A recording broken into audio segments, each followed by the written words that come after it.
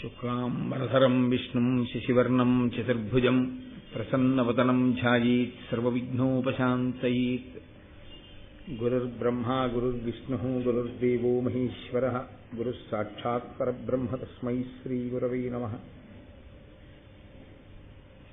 వ్యాసాయ విష్ణురూపాయ వ్యాసరూపాయ విష్ణవే నమో వై బ్రహ్మనిధయే వాసిష్ఠాయ నమో నమః.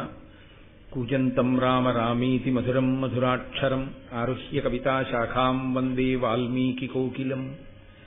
శృతిస్మృతిపురాణానాం ఆలయం కరుణాలయం నమామి భగవత్పాదశంకరం లోకశంకరం.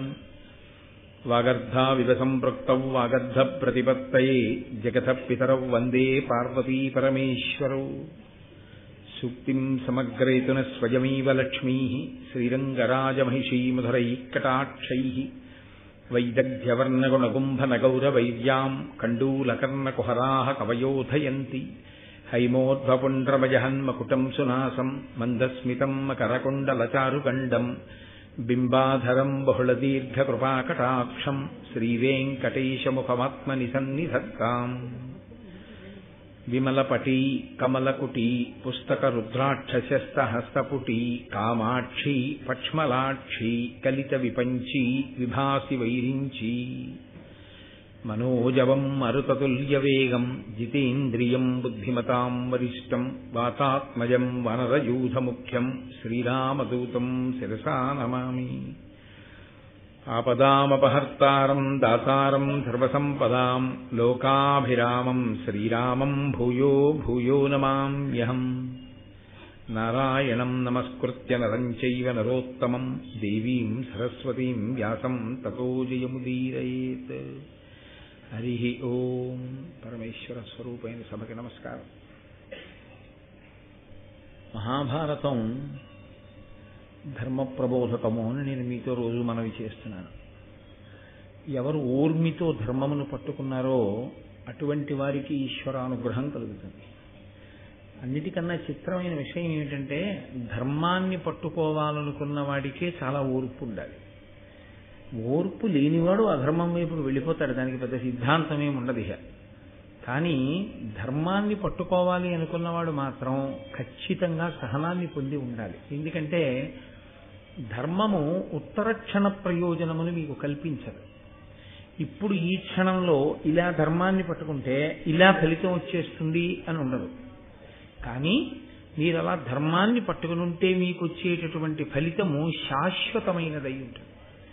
అధర్మాన్ని పట్టుకుంటే వచ్చేటటువంటి ఫలితము అప్పటికప్పుడు మిమ్మల్ని ఉపశాంతికి గురి చేసినట్లుంటుంది, కానీ శాశ్వతమైనటువంటి దుఃఖం వైపుకి తోసేస్తుంది. ఎంత శాశ్వతమైన దుఃఖం వైపు కడతాడంటే, నిన్న ధర్మరాజు గారు అన్నాడే, ఇక్కడ ఈ జన్మలో ఈ శరీరంతో కొన్నిటిని అనుభవించి విడిచిపెట్టేసి ఉత్తర జన్మలలో అనుభవించడానికి కావలసినంత దుఃఖానికి హేతువైన పాపాన్ని సహనాన్ని విడిచిపెట్టి అధర్మాన్ని విడిచిపెట్టినటువంటి కారణం చేత జీవుడు పట్టికెడతాడు. మహానుభావులైనటువంటి పాండవులు అంత కష్టంలో కూడా బ్రాహ్మణ వేషాల్లో ఏకచక్రపుర అగ్రహారంలో వాళ్ళు భిక్షాటన చేసి ధర్మమునకు కట్టుబడి అలా నిలబడ్డారు తప్ప వాళ్ళు ఏ క్షణంలోనూ కూడా ఓర్మిని కోల్పోయి తొందరపడి కౌరవుల మీద దండయాత్ర చేసే ప్రయత్నం మాత్రం వాళ్ళు చేయలేదు. ఇది ఇలా జరుగుతుండగా వాళ్ళు ఏకచక్రపురాగ్రహారంలో ఉండి బకాసురుణ్ణి వధించినటువంటి పిదప ఆ ఇంటికి, వాళ్ళు ఉంటున్న ఇంటికి వచ్చినటువంటి బ్రాహ్మణుడు ఒక ఆయన, మీరు చూసిన వింతలు విశేషాలు ఏమిటి అని కుంతీదేవి పాండవులు ప్రశ్న వేస్తే, అసలు ఉండవలసిన వింతంతా అదిగో ఆ ద్రుపద మహారాజు గారి పరిపాలన చేస్తున్నటువంటి పాంచాల దేశంలోనూ రాజధాని అయిన కాంపిల్య నగరంలోనూ ఉంది. అయోనిజ అయినటువంటి ఆడపిల్ల పుట్టింది. ఆమె అయోనిజ. అయోనిజ అయినటువంటి కారణంగా పుట్టినటువంటి ఆడపిల్ల ఒక ఎత్తు అయితే, అదే అగ్నిగుండంలోంచి సంభవించినటువంటి పురుషుడు ఒక ఎత్తు. ఈ ఇద్దరిని ద్రుపద మహారాజు గారు తపస్సు చేసి కన్నాడు. అంటే సహజంగా పాండవులు ఒక ప్రశ్న వేశారు, అయోనిజ అయితే తండ్రి ఎలా అయ్యాడు? అసలు ద్రౌపదీదేవి జీవితానికి సంబంధించినటువంటి పెద్ద ప్రశ్న ఇక్కడ పాండవులు వేశారు. ఆమె అయోనిజ. అయోనిజ అంటే అసలు స్త్రీ సంబంధం లేదు ఆవిడికి. ఆవిడ ఒక స్త్రీకి పుట్టినది కాదు. ఒక స్త్రీకి పుట్టినది కాదు కాబట్టి తన భార్య వలన జన్మించినది కాదు ద్రుపదుడికి. తన భార్య వలన జన్మించని దానికి తాను ఎలా తండ్రి అయ్యాడు? ఆమె ద్రుపదుడికి దొరికిందా? ఆమె ద్రుపదుడికి కూతురుగా ఉండాలని తనంత తానుగా కోరి వచ్చిందా? ఏ కారణం చేత తండ్రి అయ్యాడు? సరే, ఒక ఆడపిల్లకి తండ్రి అయ్యాడు, బాగుంది. అలా అయోనిజుడైనటువంటి కుమారుడికి కూడా తండ్రి ఎలా అయ్యాడు? ఏకకాలంలో ఇద్దరు పిల్లలు అలా ఎలా పుట్టారు ద్రుపదుడికి? మాకు ఈ అనుమానం ఒకసారి తీర్చండి అని అడిగారు. అడిగితే ఆ వచ్చినటువంటి బ్రాహ్మణుడు ఒక మాట చెప్పాడు. వీళ్ళు పాండవులు అన్న విషయం బ్రాహ్మణుడికి తెలియదుగా, వాళ్ళు కూడా బ్రాహ్మణ కుమారులే అనుకుంటున్నారు అనుకుని ఆయన అన్నాడు, గతంలో భరద్వాజ మహర్షి యొక్క కుమారుడు ద్రోణాచార్యుడు అని ఒక ఆయన ఉండేవారు. అదే భరద్వాజుని ఆశ్రమంలో అదే భరద్వాజుడి దగ్గర అదే భరద్వాజుని కుమారుడైన ద్రోణాచార్యుల వారితో కలిసి ద్రుపదుడు కూడా విద్యాభ్యాసం చేశాడు. తర్వాతి కాలంలో ద్రోణాచార్యుల వారు అగ్నివేశునికి శుశ్రూష చేసి అగ్నివేశుల నుండి కొంత విద్యను సంపాదించారు. వీళ్ళిద్దరూ కలిసి భరద్వాజుడి దగ్గర విద్య నేర్చుకునేటటువంటి రోజులలో ద్రుపదుడు స్నేహితుడైన ద్రోణుడితో ఒక మాట అన్నాడు. మా నాన్నగారి తర్వాత నేను రాజవుతాను, నీకేదైనా ఆపదొస్తే నా దగ్గరికి వచ్చి నువ్వు సహాయమును అపేక్షించవచ్చు అని.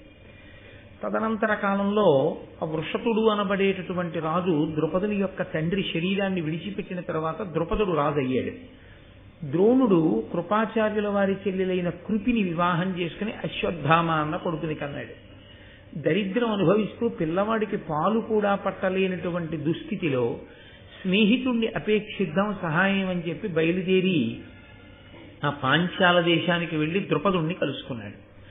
ఆ ద్రుపదుడు ద్రోణుణ్ణి అవమానించాడు. ఇదంతా మీరు విన్న ఘట్టమే.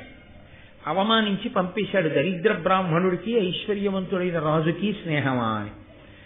అలా వెళ్లిపోయినటువంటి ద్రోణుడు హస్తినాపురానికి వెళ్లి నూతిలో పడిపోయినటువంటి బంతిని పైకి తీయడంలో తనకున్నటువంటి విలువిద్యా నైపుణ్యాన్ని ప్రదర్శించిన కారణం చేత భీష్మాచార్యుల వారి యొక్క దృష్టిని ఆకర్షించి ఆయన చేత నియామకాన్ని పొంది పాండుకుమారులకు ధృతరాష్ట్ర కుమారులకు కూడా విద్యాభ్యాసం చేయిస్తూ భారతదేశంలోనే అనలేని ప్రఖ్యాతి వహించి ప్రపంచ దేశాలన్నిటి నుంచి కూడా వచ్చి ఆయన దగ్గర విలువిద్య నేర్చుకునేటంతటి గొప్ప గురువుగా కీర్తికెక్కాడు.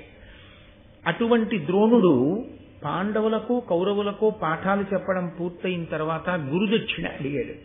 ఏం కావాలి అని అడిగితే ద్రుపదుణ్ణి బంధించాలన్నాడు. పాండుకుమారులలో అత్యంత ప్రముఖుడైనటువంటి అర్జునుడు తనకున్నటువంటి విలువిద్య శక్తి చేత ద్రుపదుణ్ణి ఓడించి రథచక్రానికి కట్టి తీసుకొచ్చి ద్రోణాచార్యుల వారి ముందు నిల్చోబెట్టాడు. తనని పరిహసించినటువంటి ద్రుపదుణ్ణి ద్రోణుడు కూడా పరిహసించి విడిచిపెట్టాడు. ఆ అవమాన భారాన్ని తట్టుకోలేకపోయాడు. నన్నయ్య గారు అక్కడ ఒక మాట చెప్పారు, బ్రాహ్మణుడి కోపం గడ్డి మంట, ఎంతోసేపు ఉండదు. కానీ క్షత్రియుడి కోపం అలా లేదక్కడ. అతను కడుపులో పెట్టుకున్నాడు. ఒక బ్రాహ్మణుడు ద్రోణాచార్యుల వారు, ఆ బ్రాహ్మణ తేజస్సు ముందు క్షత్రియ తేజస్సు నిలబడలేకపోయింది. ఆయన కాదు ఖడ్గం పట్టుకుని నిలబడినవాడు, ద్రుపదుడే చెప్పుకున్నాడు ఒక చోట, నిజంగా ద్రోణుడే తన ఖడ్గాన్ని బయటికి తీసి నిలబడితే లోకమంతా ఎదురు నిలబడినా నిలబడలేదు. తాను పాఠం చెప్పిన శిష్యుడితో నన్ను ఓడించాడు. అంతటి తేజస్సు కలిగినటువంటి ద్రోణుణ్ణి చంపే కొడుకు కావాలి. అటువంటి ద్రోణుణ్ణి చంపే కొడుకు కావాలి అంటే అది మళ్ళీ వేరొక బ్రాహ్మణుని యొక్క తేజస్సు చేతనే సంభవం అవుతుంది. మరొక బ్రాహ్మణుడు అంతటి తేజస్సంపన్నుడు, అంతటి తపోనిష్టా గరిష్ఠుడైనటువంటి వాడు ఆ కామ్యము తీరడానికి అనువైనటువంటి ఈశ్వర సంబంధమైన క్రతువు చేయించి ఆ భక్తితో కూడిన కర్మ చేత తృప్తి పొందిన ఈశ్వరుడి యొక్క అనుగ్రహంగా ద్రోణుణ్ణి సంహరించగలిగినటువంటి కొడుకుని ద్రుపదుడికి అప్పచెప్పాలి.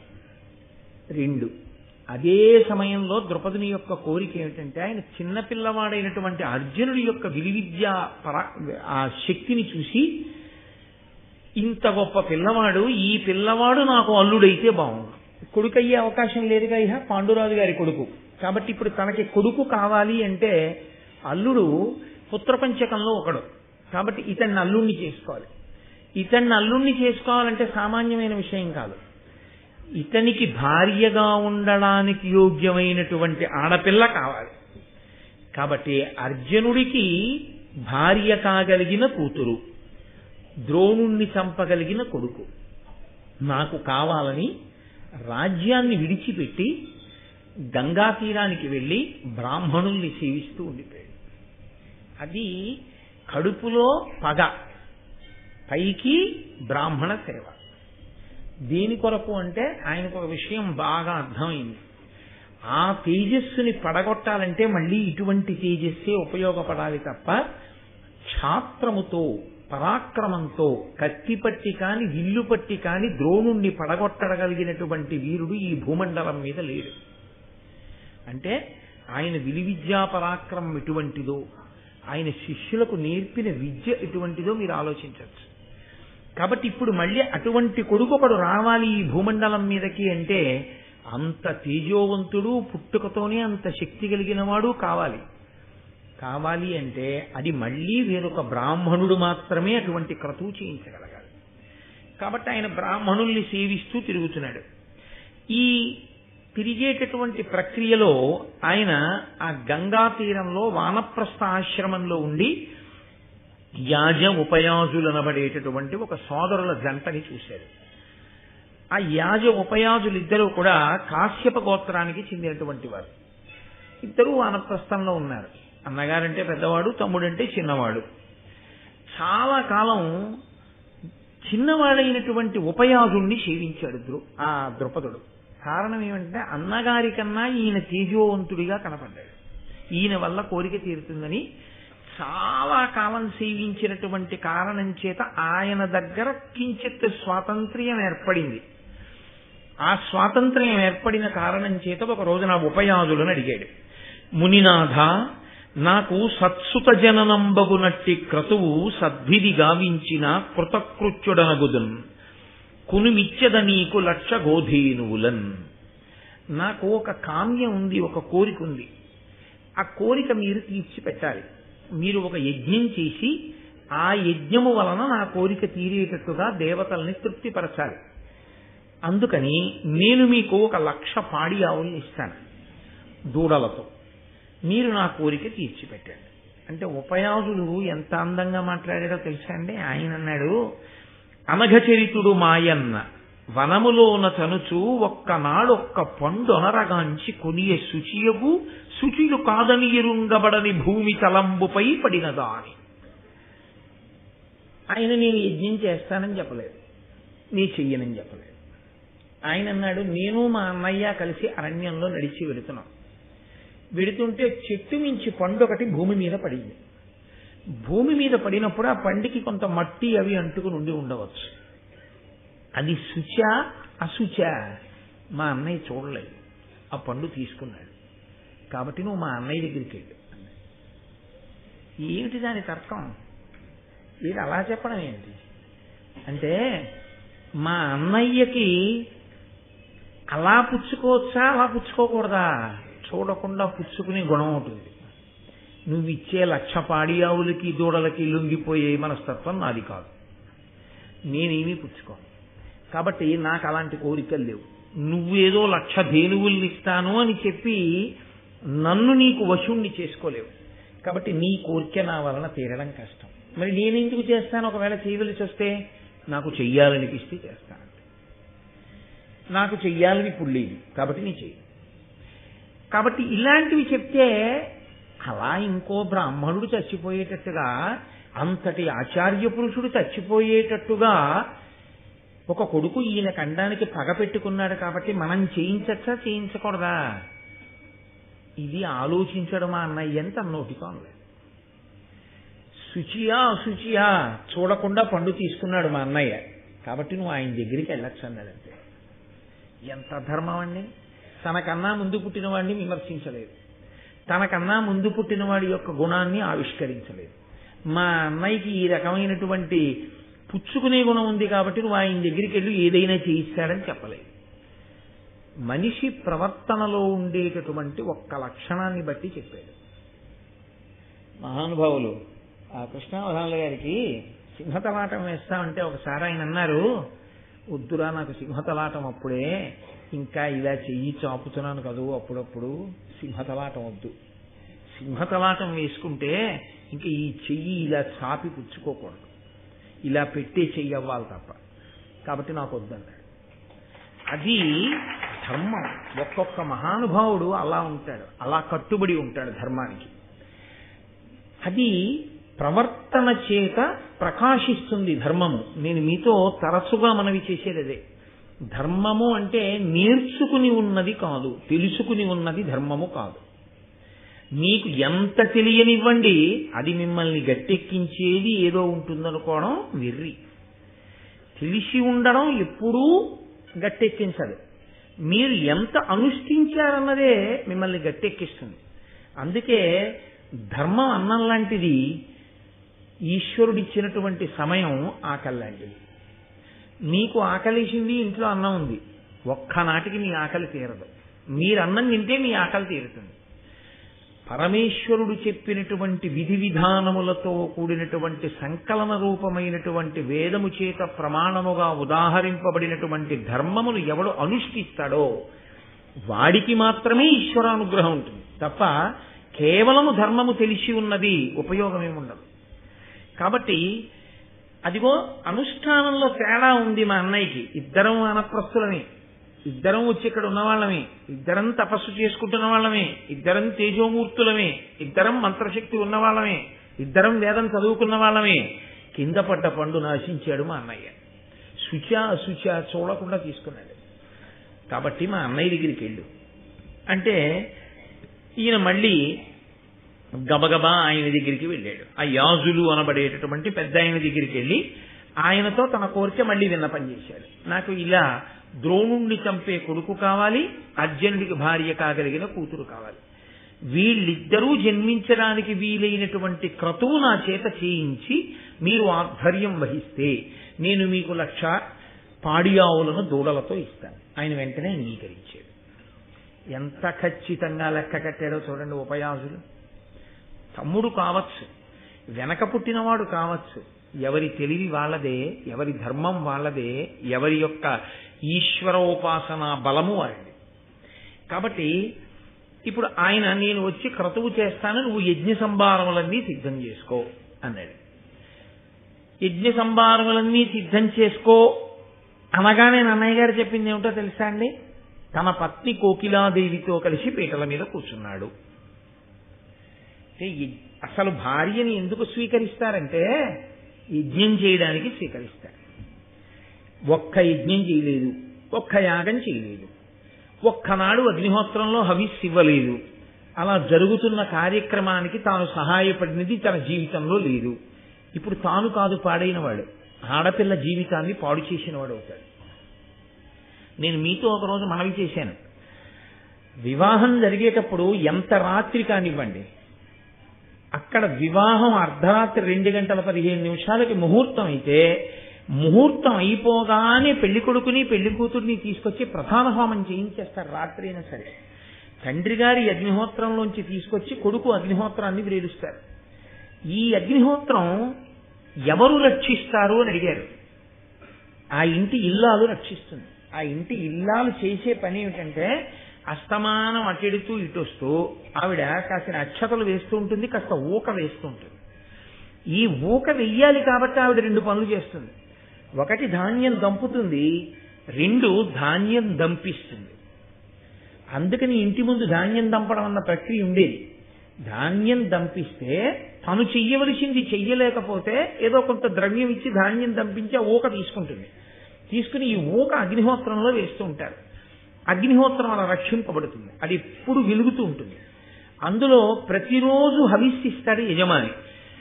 ఆ అగ్ని కారణం చేతనే ఐశ్వర్యం లభిస్తుంది.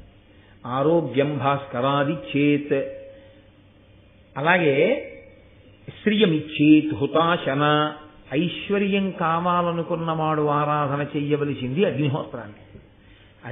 అగ్ని కార్యం ఎవరు చేస్తారో వాళ్ళకే ఐశ్వర్యం లభిస్తుంది.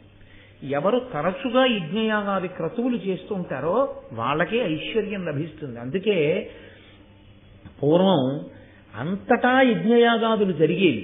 యజ్ఞయాగాదులు జరగడానికి అనువైన ప్రదేశం ఏది అని అడిగారు బ్రహ్మగారిని ఈ భూమండలాన్ని సృష్టించినప్పుడు.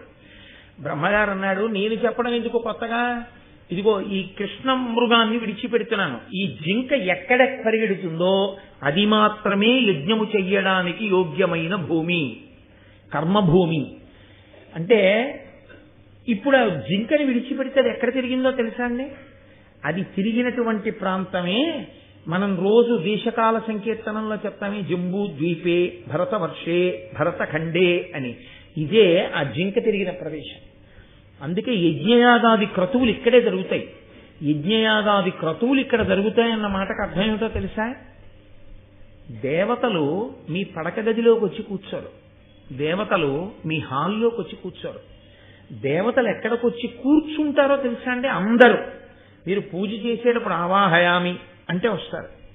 మీరు నైవేద్యం పెడితే కంటితో చూసి వెళ్ళిపోతారు. అంతే, దృష్టిపాతమే చేస్తారు, తినరు దేవతలు. ఇంటి నైవేద్యాన్ని, మీరు ఇంట్లో పెట్టే నైవేద్యం ఏదుందో దాన్ని దేవతలు తినడం అన్న విషయాన్ని వేదం అంగీకరించలేదు. అలా లేదు ప్రమాణం, అలా తినరు.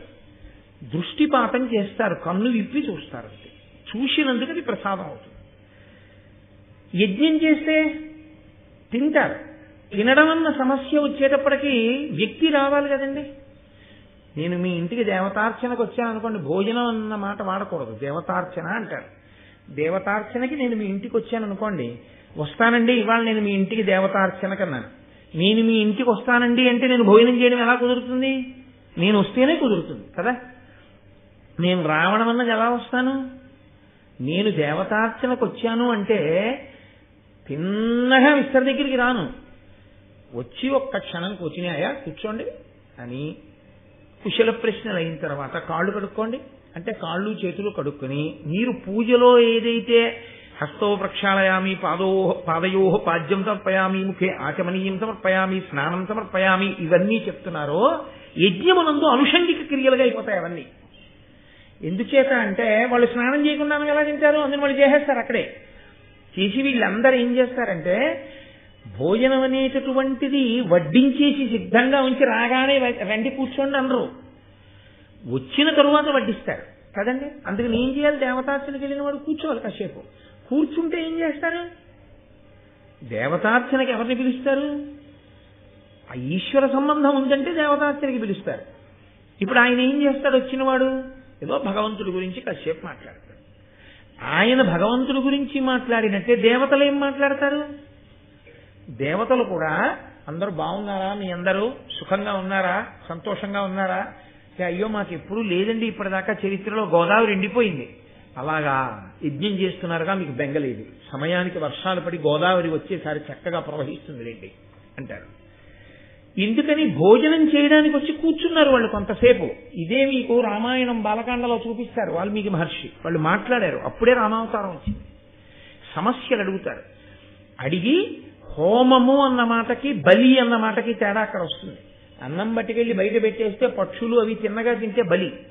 హోమము అంటే సమంత్రకమై సుక్కు స్రవము ఈ రెండు వాడి అగ్నిముఖంగా హవిస్సునిస్తే ఆ హవిస్సుని హవ్యవాహనుడైన అగ్నిహోత్రుడు పట్టుకెళ్ళి దేవతలకు పెడతాడు.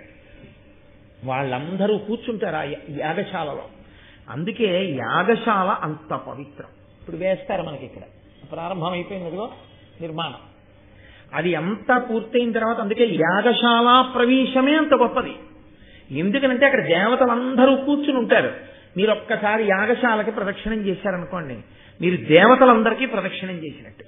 మీరు ఎప్పుడైతే ప్రదక్షిణం చేశారో దేవతలు ప్రీతి చెందుతారు. దేవతలకు లక్షణం ఏమిటో తెలుసా అండి? వాళ్ళు ప్రీతి చెందితే మీకు కోరిక తీర్చకుండా వెళ్ళరు. అందుకే కదా సూర్యుడు కొడుకునివ్వకుండా వెళ్ళలేదు కుంతికి, కోరిక తీరుస్తారు. అందుకే యాగశాల వెయ్యడం అద్భుతం. యాగశాల నిర్మాణం చేసి యాగం జరుగుతోంది, హోమం జరుగుతోంది అంటే అందరూ పరిగెత్తుకొచ్చి ప్రదక్షిణాలు చేస్తారు. అందరూ అక్కడ కూర్చుంటారు. ఎందుకు కూర్చుంటారంటే దేవతలందరూ హవిస్సు తింటుంటారు. తింటున్నప్పుడు అది చాలా గొప్ప విషయం. కాబట్టి ఇప్పుడు ఈ అగ్నిహోత్రాన్ని రక్ష చేసేది గృహిణి, ఇల్లాలు. ఆమెయే రక్ష చేస్తుంది. రక్ష చేసే లక్షణం ఉన్నటువంటి ఇల్లాలు ఎవరుందో ఆమె వచ్చి పక్కన కూర్చుంటే తప్ప తాను యజ్ఞము చెయ్యడానికి అధికారం ఉండదు. కాబట్టి అసలు ముందు యజ్ఞం చెయ్యడం, యాగం చెయ్యడం అనేటప్పటికి ఎవరు కావాలంటే ధర్మపత్ని కావాలి. కాబట్టి అసలు గృహస్థాశ్రమంలోకి వెళ్ళినటువంటి వాడు ధర్మపత్నిని ఎందుకు స్వీకరిస్తాడంటే ఇదే తలంబ్రాలు పోసుకునేటప్పుడు మంత్రాలుగా చెప్తారు. కేవలం ఐశ్వర్యాన్ని పొందడం కాదయా, యజ్ఞయాగాది క్రతువులు చెయ్యాలి అని కోరుకుంటారు. దేవతలు వచ్చి ఆశీర్వచనం చేస్తారు. అప్పుడు వేడుకకి మిగిలినవి మొట్టమొదట పోసుకునేవి ఆ ఎండు కొబ్బరి చిప్పలతో పోసుకునేవి ఈ కోరికలతో పోసుకుంటారు చెప్పుకుని. అందుకని యజ్ఞము చెయ్యడం కోసమే భార్యని స్వీకరిస్తాడు. కాబట్టి ఇప్పుడు ఆయన ద్రుపద మహారాజు గారు కోకిలాదేవితో కలిసి యజ్ఞమునకు సిద్ధపడ్డాడు. దీక్ష అని ఒక మాట. ఈ దీక్ష అన్న మాటను ఏం చేస్తుంటారంటే సాధారణంగా చాలా వాటికి అన్వయం చేస్తారు. అయ్యప్ప స్వామి దీక్ష, వెంకటేశ్వర దీక్ష, శివ దీక్ష, శాంభవ దీక్ష, ఇలా. దీక్ష అన్న మాట యథార్థమునకు వైదిక ప్రయోగం ఎక్కడో తెలుసా అండి? యజ్ఞమునకు మాత్రమే దీక్ష. యజ్ఞము చేసేటటువంటి వాడు దీక్షా స్వీకారం చేస్తాడు. అందుకే దీక్షా వస్త్రములను ఇచ్చారంటారు. దీక్ష యందు రెండు ప్రధానం, మళ్ళీ ఇందులో కాదు కానీ స్కాంద పురాణంలో దీక్ష గురించి ఎంత గొప్పగా మాట్లాడతారో అసలు.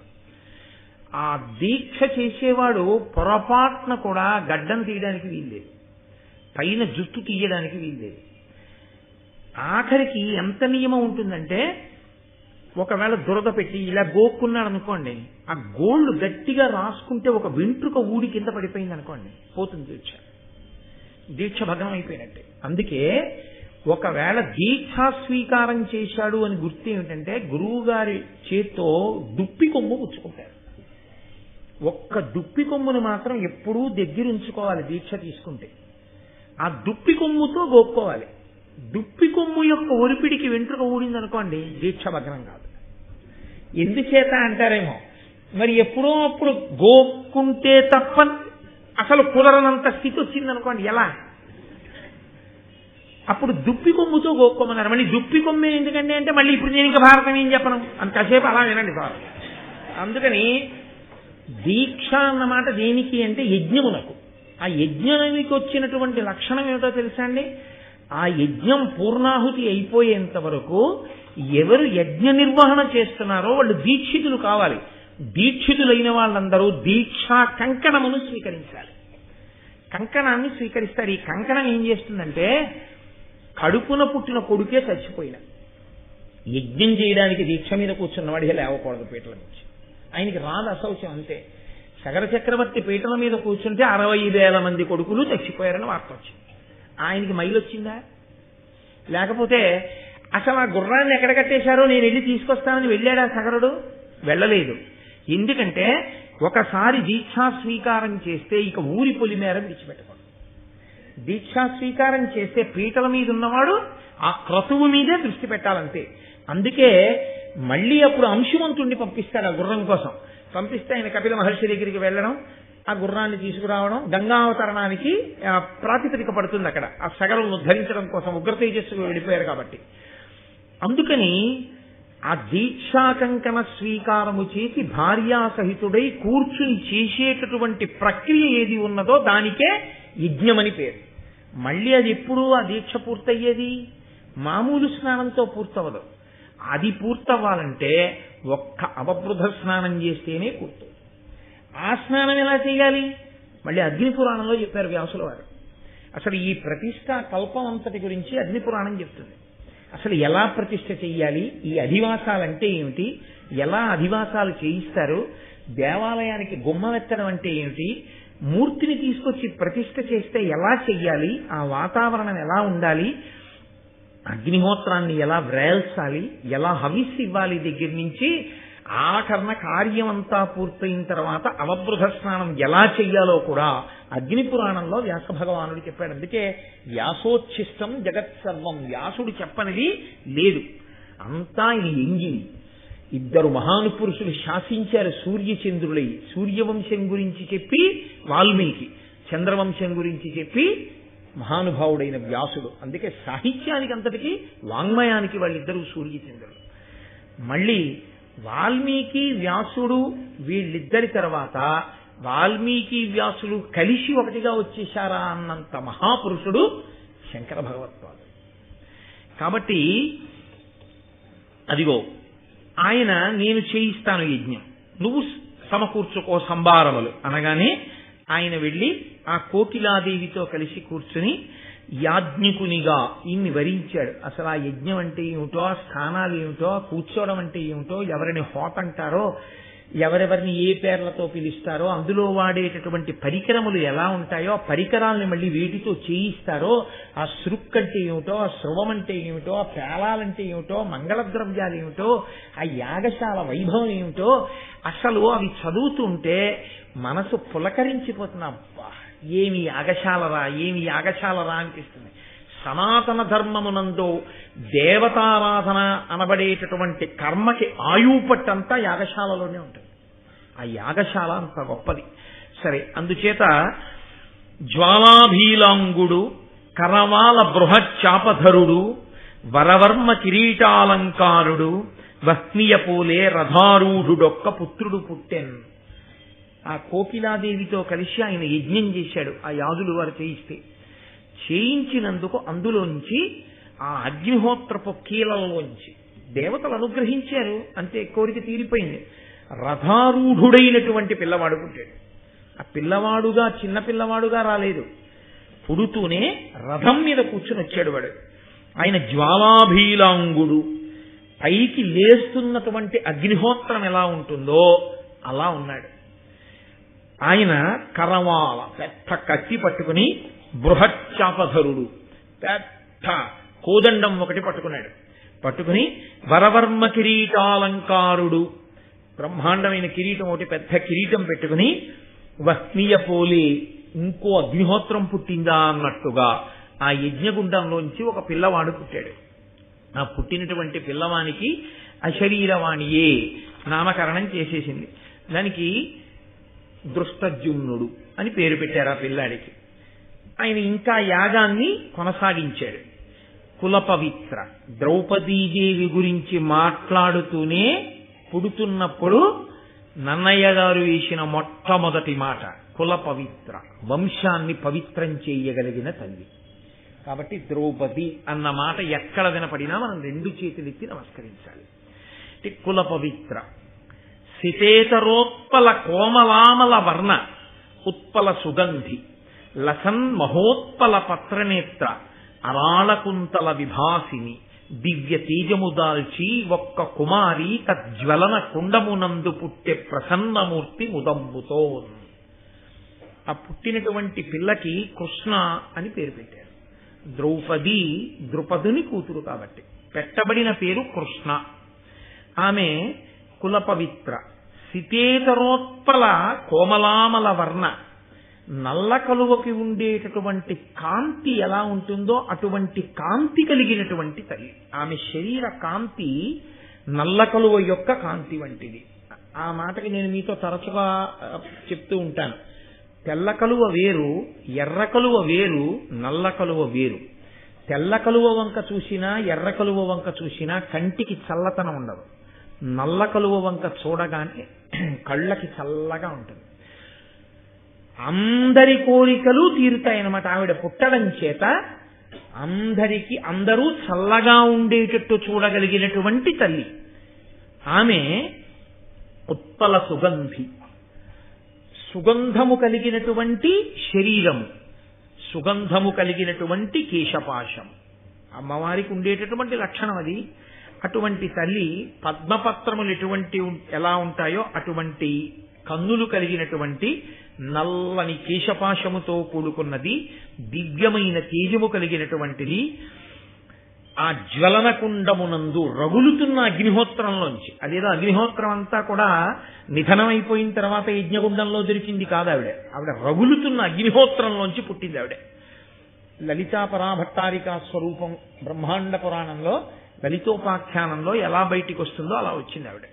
వచ్చి ఆవిడ ప్రసన్నమూర్తి. పుడుతున్నటువంటి ఆవిడ కోపమైనటువంటి రూపంతో రాలేదు ద్రౌపదీదేవి. ప్రసన్నమూర్తి, చాలా పరమ ప్రశాంతంగా ముదంబుతో పరమ సంతోషంతో ఆమె ఆవిర్భవించింది. ఆవిడ్ని కృష్ణ అని పిలిచారు. ఈ పిల్లకి స్వయంవరం ప్రకటించాడు. అంటే ఆమెయే భర్తని ఎంచుకుంటుంది. దానికి మత్స్యయంత్రాన్ని మిషగా పెట్టాడు. మిషగా అంటే ఎవరు వెళ్ళి ఆ మత్స్యయంత్రాన్ని కొడతారో అటువంటి వారికి ఆ పిల్లని ఇస్తానన్నాడు ద్రుపద మహారాజు. అదిగో అంటే ఇప్పుడు ఆయన చెప్పిన కథని బట్టి ఆ పిల్ల ఎవరి కోసం పుట్టింది? అర్జునుడి కోసం పుట్టింది. ఇప్పుడు ఇక్కడ వింటున్న వాళ్ళెవరు? పాండవులు. ఈ మాట విన్న పాండవులకి ఏమనిపిస్తుంది మనసులో? నా కోసం పుట్టిన పిల్లకి స్వయంవరం అవుతోంది, కదులుదామని ఉంటుందా ఉండదా అర్జునుడికి? ధర్మరాజుని, భీముణ్ణి, నకులుణ్ణి, సహదేవుణ్ణి కాసేపు పక్కన పెట్టండి. ఎందుకంటే అప్పటికి వాళ్ళకి ఇంకా ద్రౌపదీదేవి తమకి కూడా భార్య అవుతుందని తెలియదు. అర్జునుడికి మనసులో ఉంటుందా ఉండదా? ఇంతటి కారణజన్మురాలు పుట్టిందంటే వీళ్ళ జీవితాలు మలుపు తిరగడం అక్కడే ఉందని గ్రహించలేనంత అమాయకురాలా కుంతీదేవి.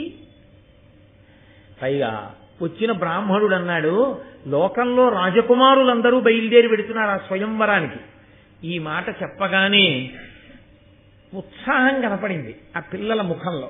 కుంతీదేవి అంది, మనం కూడా బయలుదేరదాం పదండి అని.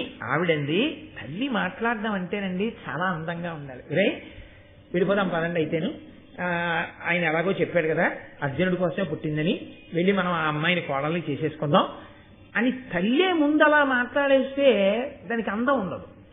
తల్లి గంభీరంగా మాట్లాడితేనే ఆ గాంభీర్యం. కుంతీదేవి అంటే సామాన్యమైన స్త్రీ ఏం కాదు ఆవిడ. ఆవిడ నోటి వెంట ఏ మాట వచ్చిందో అది నిజమవుతుంది. అందుకని లేకి మాట గబుక్కున ఆవిడేం విసిరేది. ఇష్టం వచ్చినట్లు ఎవరు మాట్లాడతారు అంటే, ఇదిగో నేను మీతో మనవి చేశాను కదా, కాళిదాసు గారు రఘువంశం చేస్తూ అంటారు, సత్యాయ మితభాషిణాం. ఎక్కువ మాట్లాడితే అసత్య దోషం వస్తుందని అసలు రఘుమహారాజు గారు మాట్లాడేవారు కాస్త. మాట్లాడితే సత్యం అవ్వాలంతే. అంత శక్తివంతురాలు ఆవిడ. ఆవిడ తపస్సు అటువంటిది, ఆవిడ పాతివ్రత్యం అటువంటిది. కాబట్టి ఇప్పుడు కుంతీదేవి పిల్లలతో మాట్లాడేటప్పుడు ఎంత అందంగా మాట్లాడిందో చూడండి. పిల్లల దగ్గర మాట్లాడేటప్పుడు పెద్దవాళ్ళు ఒక అందంగా మాట్లాడాలి, పెద్దవాళ్ళ దగ్గరికి వెళ్ళి పిల్లలు మాట్లాడేటప్పుడు ఒక నియతితో మాట్లాడాలి. ఆవిడండి, కడు పెద్ద కాలముండితి మొడబడి ఇందెంత కాలమున్నను మనకయ్యడు లాభమేమి, మరి ఎప్పుడు ఉచితమే ఉరుల ఇండ్ల పొత్తున ఉండన్. లోకంలో పరాన్న భుక్కు అని ఒక మాట. పరాన్న భుక్కు అంటే ఇతరుల ఇంట అన్నం తినేవాడు అని. ఇతరుల ఇంట ఎప్పుడూ అన్నం తినడం అనేటటువంటిది మంచి లక్షణం కాదు. అందున ఉపవాసం చేసినప్పుడు అసలు తినకూడదు. తాను ఉపవాసం చేసి ఉన్నాడు అనుకోండి, పక్కింటికి వెళ్ళి భోజనం చేయకూడదు. ఎందుకంటే తాను ఉపవాసం ఉన్నాడు, తన ఇంట్లో ఉన్న ఈశ్వరుడు ఏం చేస్తున్నాడు? ఆయన ఉపవాసం ఉన్నట్లేనా ఆ రోజు? ఆయన కూడా మరి ఏం పుచ్చుకోడుగా. ఈశ్వరుడు కూడా మహానైవేద్యం లేదు ఆ రోజున, అన్నం లేదు. ఎప్పుడు అన్నం తింటాడు ఆయన? మీరు ఉపవాస దీక్ష విరమణ చేసేటప్పుడు మీరు వండుకుని మీరు దీక్షా విరమణం చేసే ముందు పట్టుకెళ్ళి ఈశ్వరుడికి మహానైవేద్యం పెట్టి తెచ్చుకుని మీరు ప్రసాదంగా తింటే ఈశ్వరుడు ఉపవాసం కూడా విరమణం అవుతుంది. మీరు ఇక్కడ ఉపవాసం చేసి పక్కింట్లో భోజనానికి వెళ్ళిపోయారనుకోండి, మీ ఇంట్లో ఈశ్వరుడు గురించి అసలు పట్టింపు మీకుందా? ఉపవాసం ఎవరి కోసం చేసినట్టు, ఎవరి అనుగ్రహానికి చేసినట్టు? ఆయన్ని మాడిచి ఆయన మీద గౌరవం లేకుండా ఆయన కోసమే నేను పూజ చేస్తున్నానని ఆయన్ని మార్చేసి పక్కింటికి మీరెళ్ళి భోజనం చేసి ఇక్కడ మహానైవేద్యం లేకపోతే ఇంకా ఉపవాసం ఎలా ఫలిస్తుంది? అందుకే ఉన్న ఊళ్ళో కాకుండా ఇంకో ఊళ్ళో ఉన్నప్పుడు అసలు ఉపవాసం చేయడం అనవసరం. అందుకు కదా వద్దన్నాను నేను మొన్న. ఉన్న ఊళ్ళో ఉంటే ఉపవాసం చేయాలి, ఎక్కడో ఉండి ఉపవాసం ఎందుకు? ఇక్కడుంటే చెయ్యి, ఓపిక ఉంటే ఉపవాసం. అంతేగాని ఇంకో ఇంట్లో ఉపవాసం చేస్తే ఈ ఇంట ఈశ్వరుడు ఏమైనట్టు? పైగా పొన్ని భార్య ఉందా అంటే ఇద్దరు తాళం వేసుకుని వెళ్ళిపోతుంది. కాబట్టి దేని ధర్మం దాంతే. కాబట్టి ఆవిడ ఎంత చమత్కారంగా మాట్లాడిందంటే, ఒరులు ఇంట ఎన్నాళ్ళు ఉంటావు, పరాన్న భుక్కుగా ఉండకూడదు. అలాగా చాలా కాలం అయిపోతుంది. ఆయనకో ధర్మం ఉంది, మీరు వెళ్ళిపోండి అనలేడు. మనం అలా పడి తినడం అనో మాట ఉంటుంది చూశారు, అలా ఎంతకాలం తింటాం. ఇక్కడ ఏమిటి లాభం ఇక్కడ ఉండడం వల్ల అంటే అన్యథా చెప్పేసింది ఆవిడ. ఇక్కడి నుంచి కదిలితే లాభం ఉంది. ఏమిటో తెలుసా? అర్జునుడికి ద్రౌపది ఇల్లాలవుతుంది, ద్రౌపది అర్జునుడికి ఇల్లాలైన ఉత్తర క్షణంలో దృష్టజ్యుమ్నుడు బావమరుదవుతాడు, ద్రుపదుడు మామగారు అవుతాడు. ద్రుపదుడు మామగారు అయినటువంటి ఉత్తర క్షణంలో పాండవుల 5గురికి ఒక గొప్ప రాజు యొక్క ప్రాపకం కలిసి వచ్చేసింది. మళ్లీ వీళ్ళు క్షత్రియులని ప్రకటించుకోవచ్చు. ప్రకటించుకున్న ఉత్తర క్షణంలో ఇదేమన్యాయం, పాండవులు బతికున్నారని అందరూ చాలా మంది అటు వస్తారు. రాగానే ధృతరాష్ట్రుడు భయపడి రాజ్యమన్నా ఇస్తాడు, లేదా మళ్లీ హస్తినాపురం అన్నా తీసుకెళ్తాడు గౌరవంగా. ఇంత మలుపు తిరగాలంటే, లాభం కలగాలంటే ఇక్కడి నుంచి కదలాలి తప్ప ఇక్కడ ఇంకా ఇలా ఉండిపోతే ఎందుకు? దేశము కాలము కలిసి వచ్చే ఈ ధర్మము వలన. ఇది ఓర్పు అంటే. ఆ పట్టిన ఓర్పుకి ఫలమేమి అంటే, వాళ్ళు అంత ఓర్పుగా ఉండి భిక్షాటన చేసైనా బతికినందుకు ఫలితమేమి అంటే కలిసి వచ్చే కాలం వచ్చింది. ఇది గుర్తించింది ఇంటి పెద్దరికంగా కుంతీదేవి. కాబట్టి బయలుదేరండి మనం వెడదాం అంది. వాళ్ళందరూ వెడుతున్నప్పుడు మధ్యలో వ్యాస భగవానుడు కనపడ్డారు. వ్యాసుడు ఎక్కడికక్కడ కనపడి ఎప్పటికప్పుడు కథాక్రమాన్నంతటినీ చక్క చేస్తూ ఉంటాడు. ఆయన దుర్యోధనుడికి కనపడ్డాడు. దుర్యోధనుడికి చెప్పడం, ఆయన ఎప్పుడు చెప్పినా పాండవులకు కుంతికి చెప్తుంటాడు. ఎందుకు చెప్తాడో తెలుసా అండి? ఒక్కటే కారణం. సత్పురుషులు తరచుగా మీకోసం రావాలి అంటే అసలు మీకు ఆ ప్రవర్తన ఉంటే వస్తారు. మీరు వారి హృదయాన్ని గెలుచుకుని ఉండుంటే వస్తారు. సత్పురుషుల హృదయం గెలుచుకోవడానికి మార్గం ఏమిటై ఉండాలి? ధర్మమే. అరే వాడు ధర్మాత్ముడు రా అన్న అభిప్రాయం కలిగిందనుకోండి గురువు గారికి, ఎందుకు రారు శిష్యుడింటికి? అభిప్రాయ వాడికి అసలు ధర్మం అన్న మాట అక్కర్లేదండి అన్నారనుకోండి, ఎందుకు వెళ్తారు గురువు గారు ఇంటికి? పిలిచినా వెళ్ళడు. ఎందుకు వెళ్ళాడంటే అక్కడ ధర్మం ఉందన్న నమ్మకం గురువు గారికి లేదు, అందుకని వెళ్ళాడు. పిలవకపోయినా ఎందుకు వెళ్తాడంటే అక్కడ ధర్మం ఉంది, నేను రక్షించాలి, అందుకని వెళ్తాడు. ఒరే ఇంత ఓపిక పడితే చూశారా మీకు కాలం కలిసి వచ్చింది. కాబట్టి ఇంత ఓపిక పట్టడంలో మీరు ఎప్పుడూ ఎవరి మాట వింటూ వచ్చారు? అమ్మ మాట, అన్న మాట. ఆయన ధర్మదేవత, తల్లి సాక్షాత్తు తల్లే. ఇదే మీరు కాలక్రమంలో కూడా పాటించండి. ఇప్పుడు కష్టం తర్వాత సుఖం వచ్చింది, సుఖం తర్వాత ఏమొస్తుంది? మళ్ళీ కష్టం వస్తుంది. మొట్టమొదటిసారి జీవితంలో కష్టం తర్వాత పెద్ద సుఖం వచ్చినప్పుడు బాగుంటుంది. పెద్ద సుఖం తర్వాత వచ్చే కష్టాన్ని తట్టుకోవడం కష్టంగా ఉంటుంది.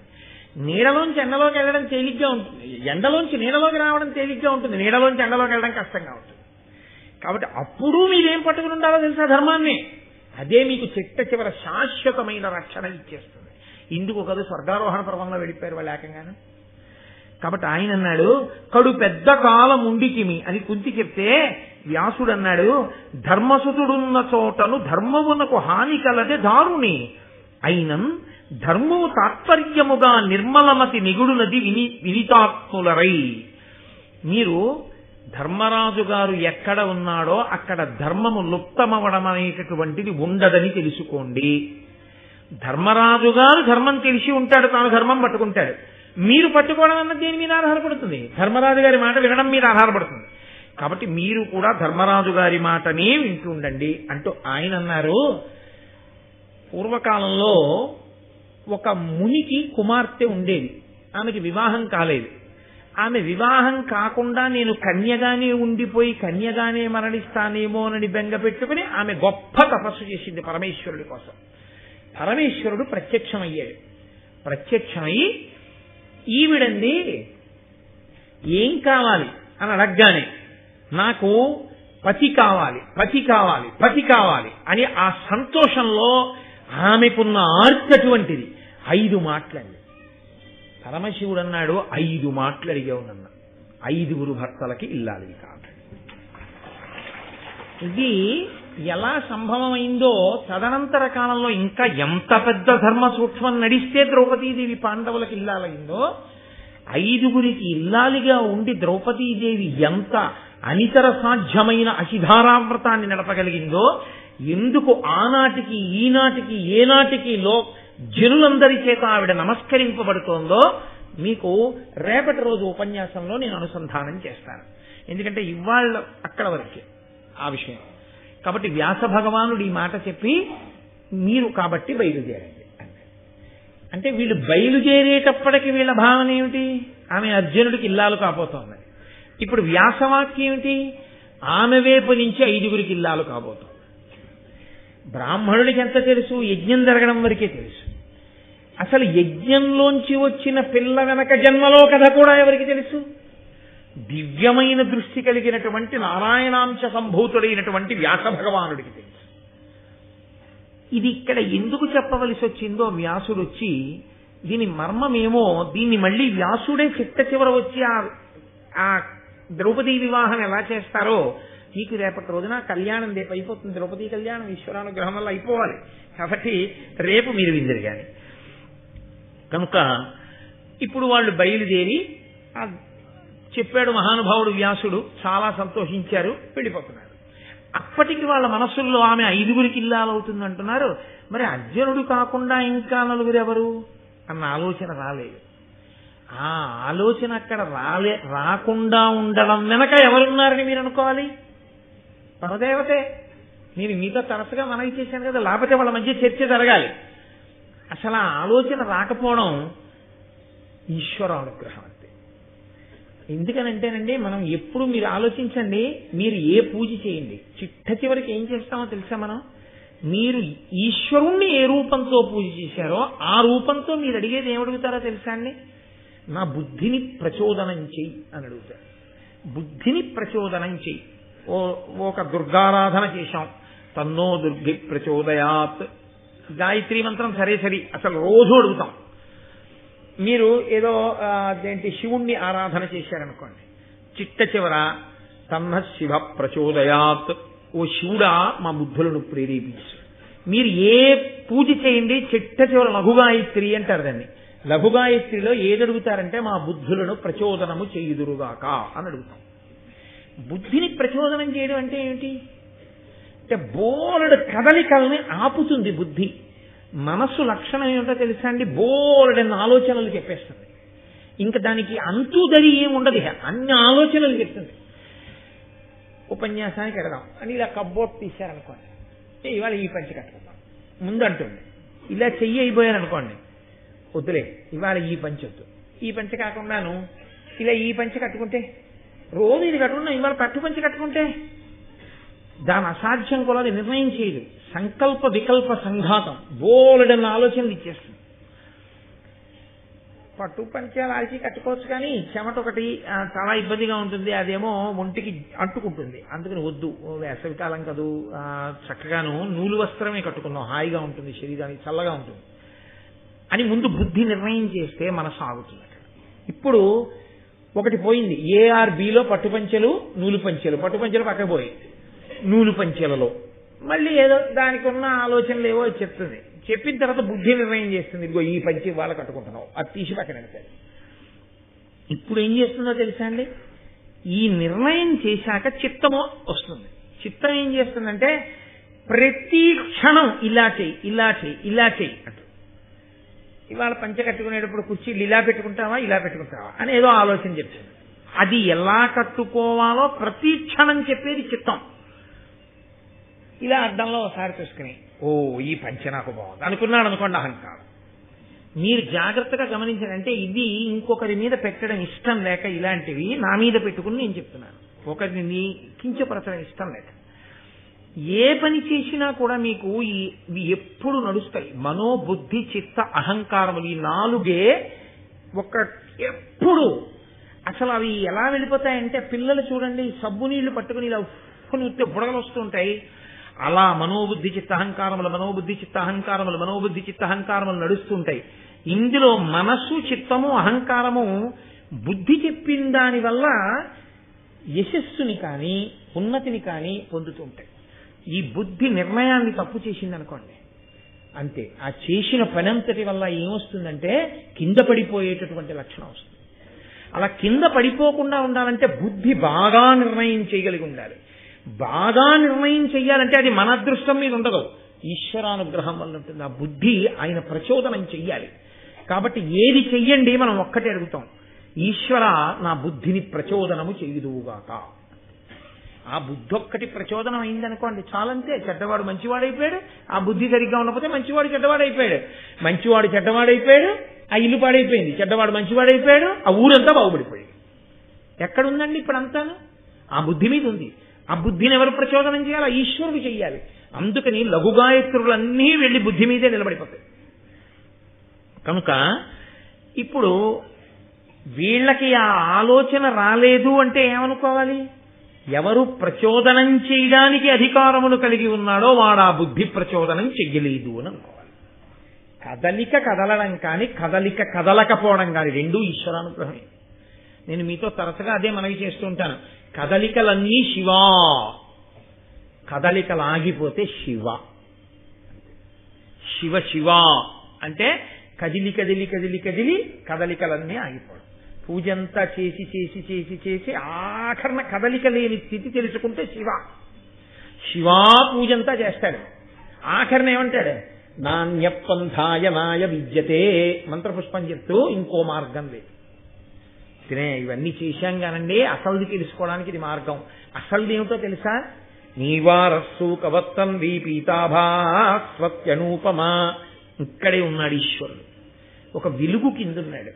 ఇప్పుడు వాడు ఈ బయటకి కనపడడం, లోపలికి వెడితే కనపడతాడు. ఇక్కడే ఉన్నాడు. వాడిని నువ్వు ఏ పేరు పెట్టి పిలువు.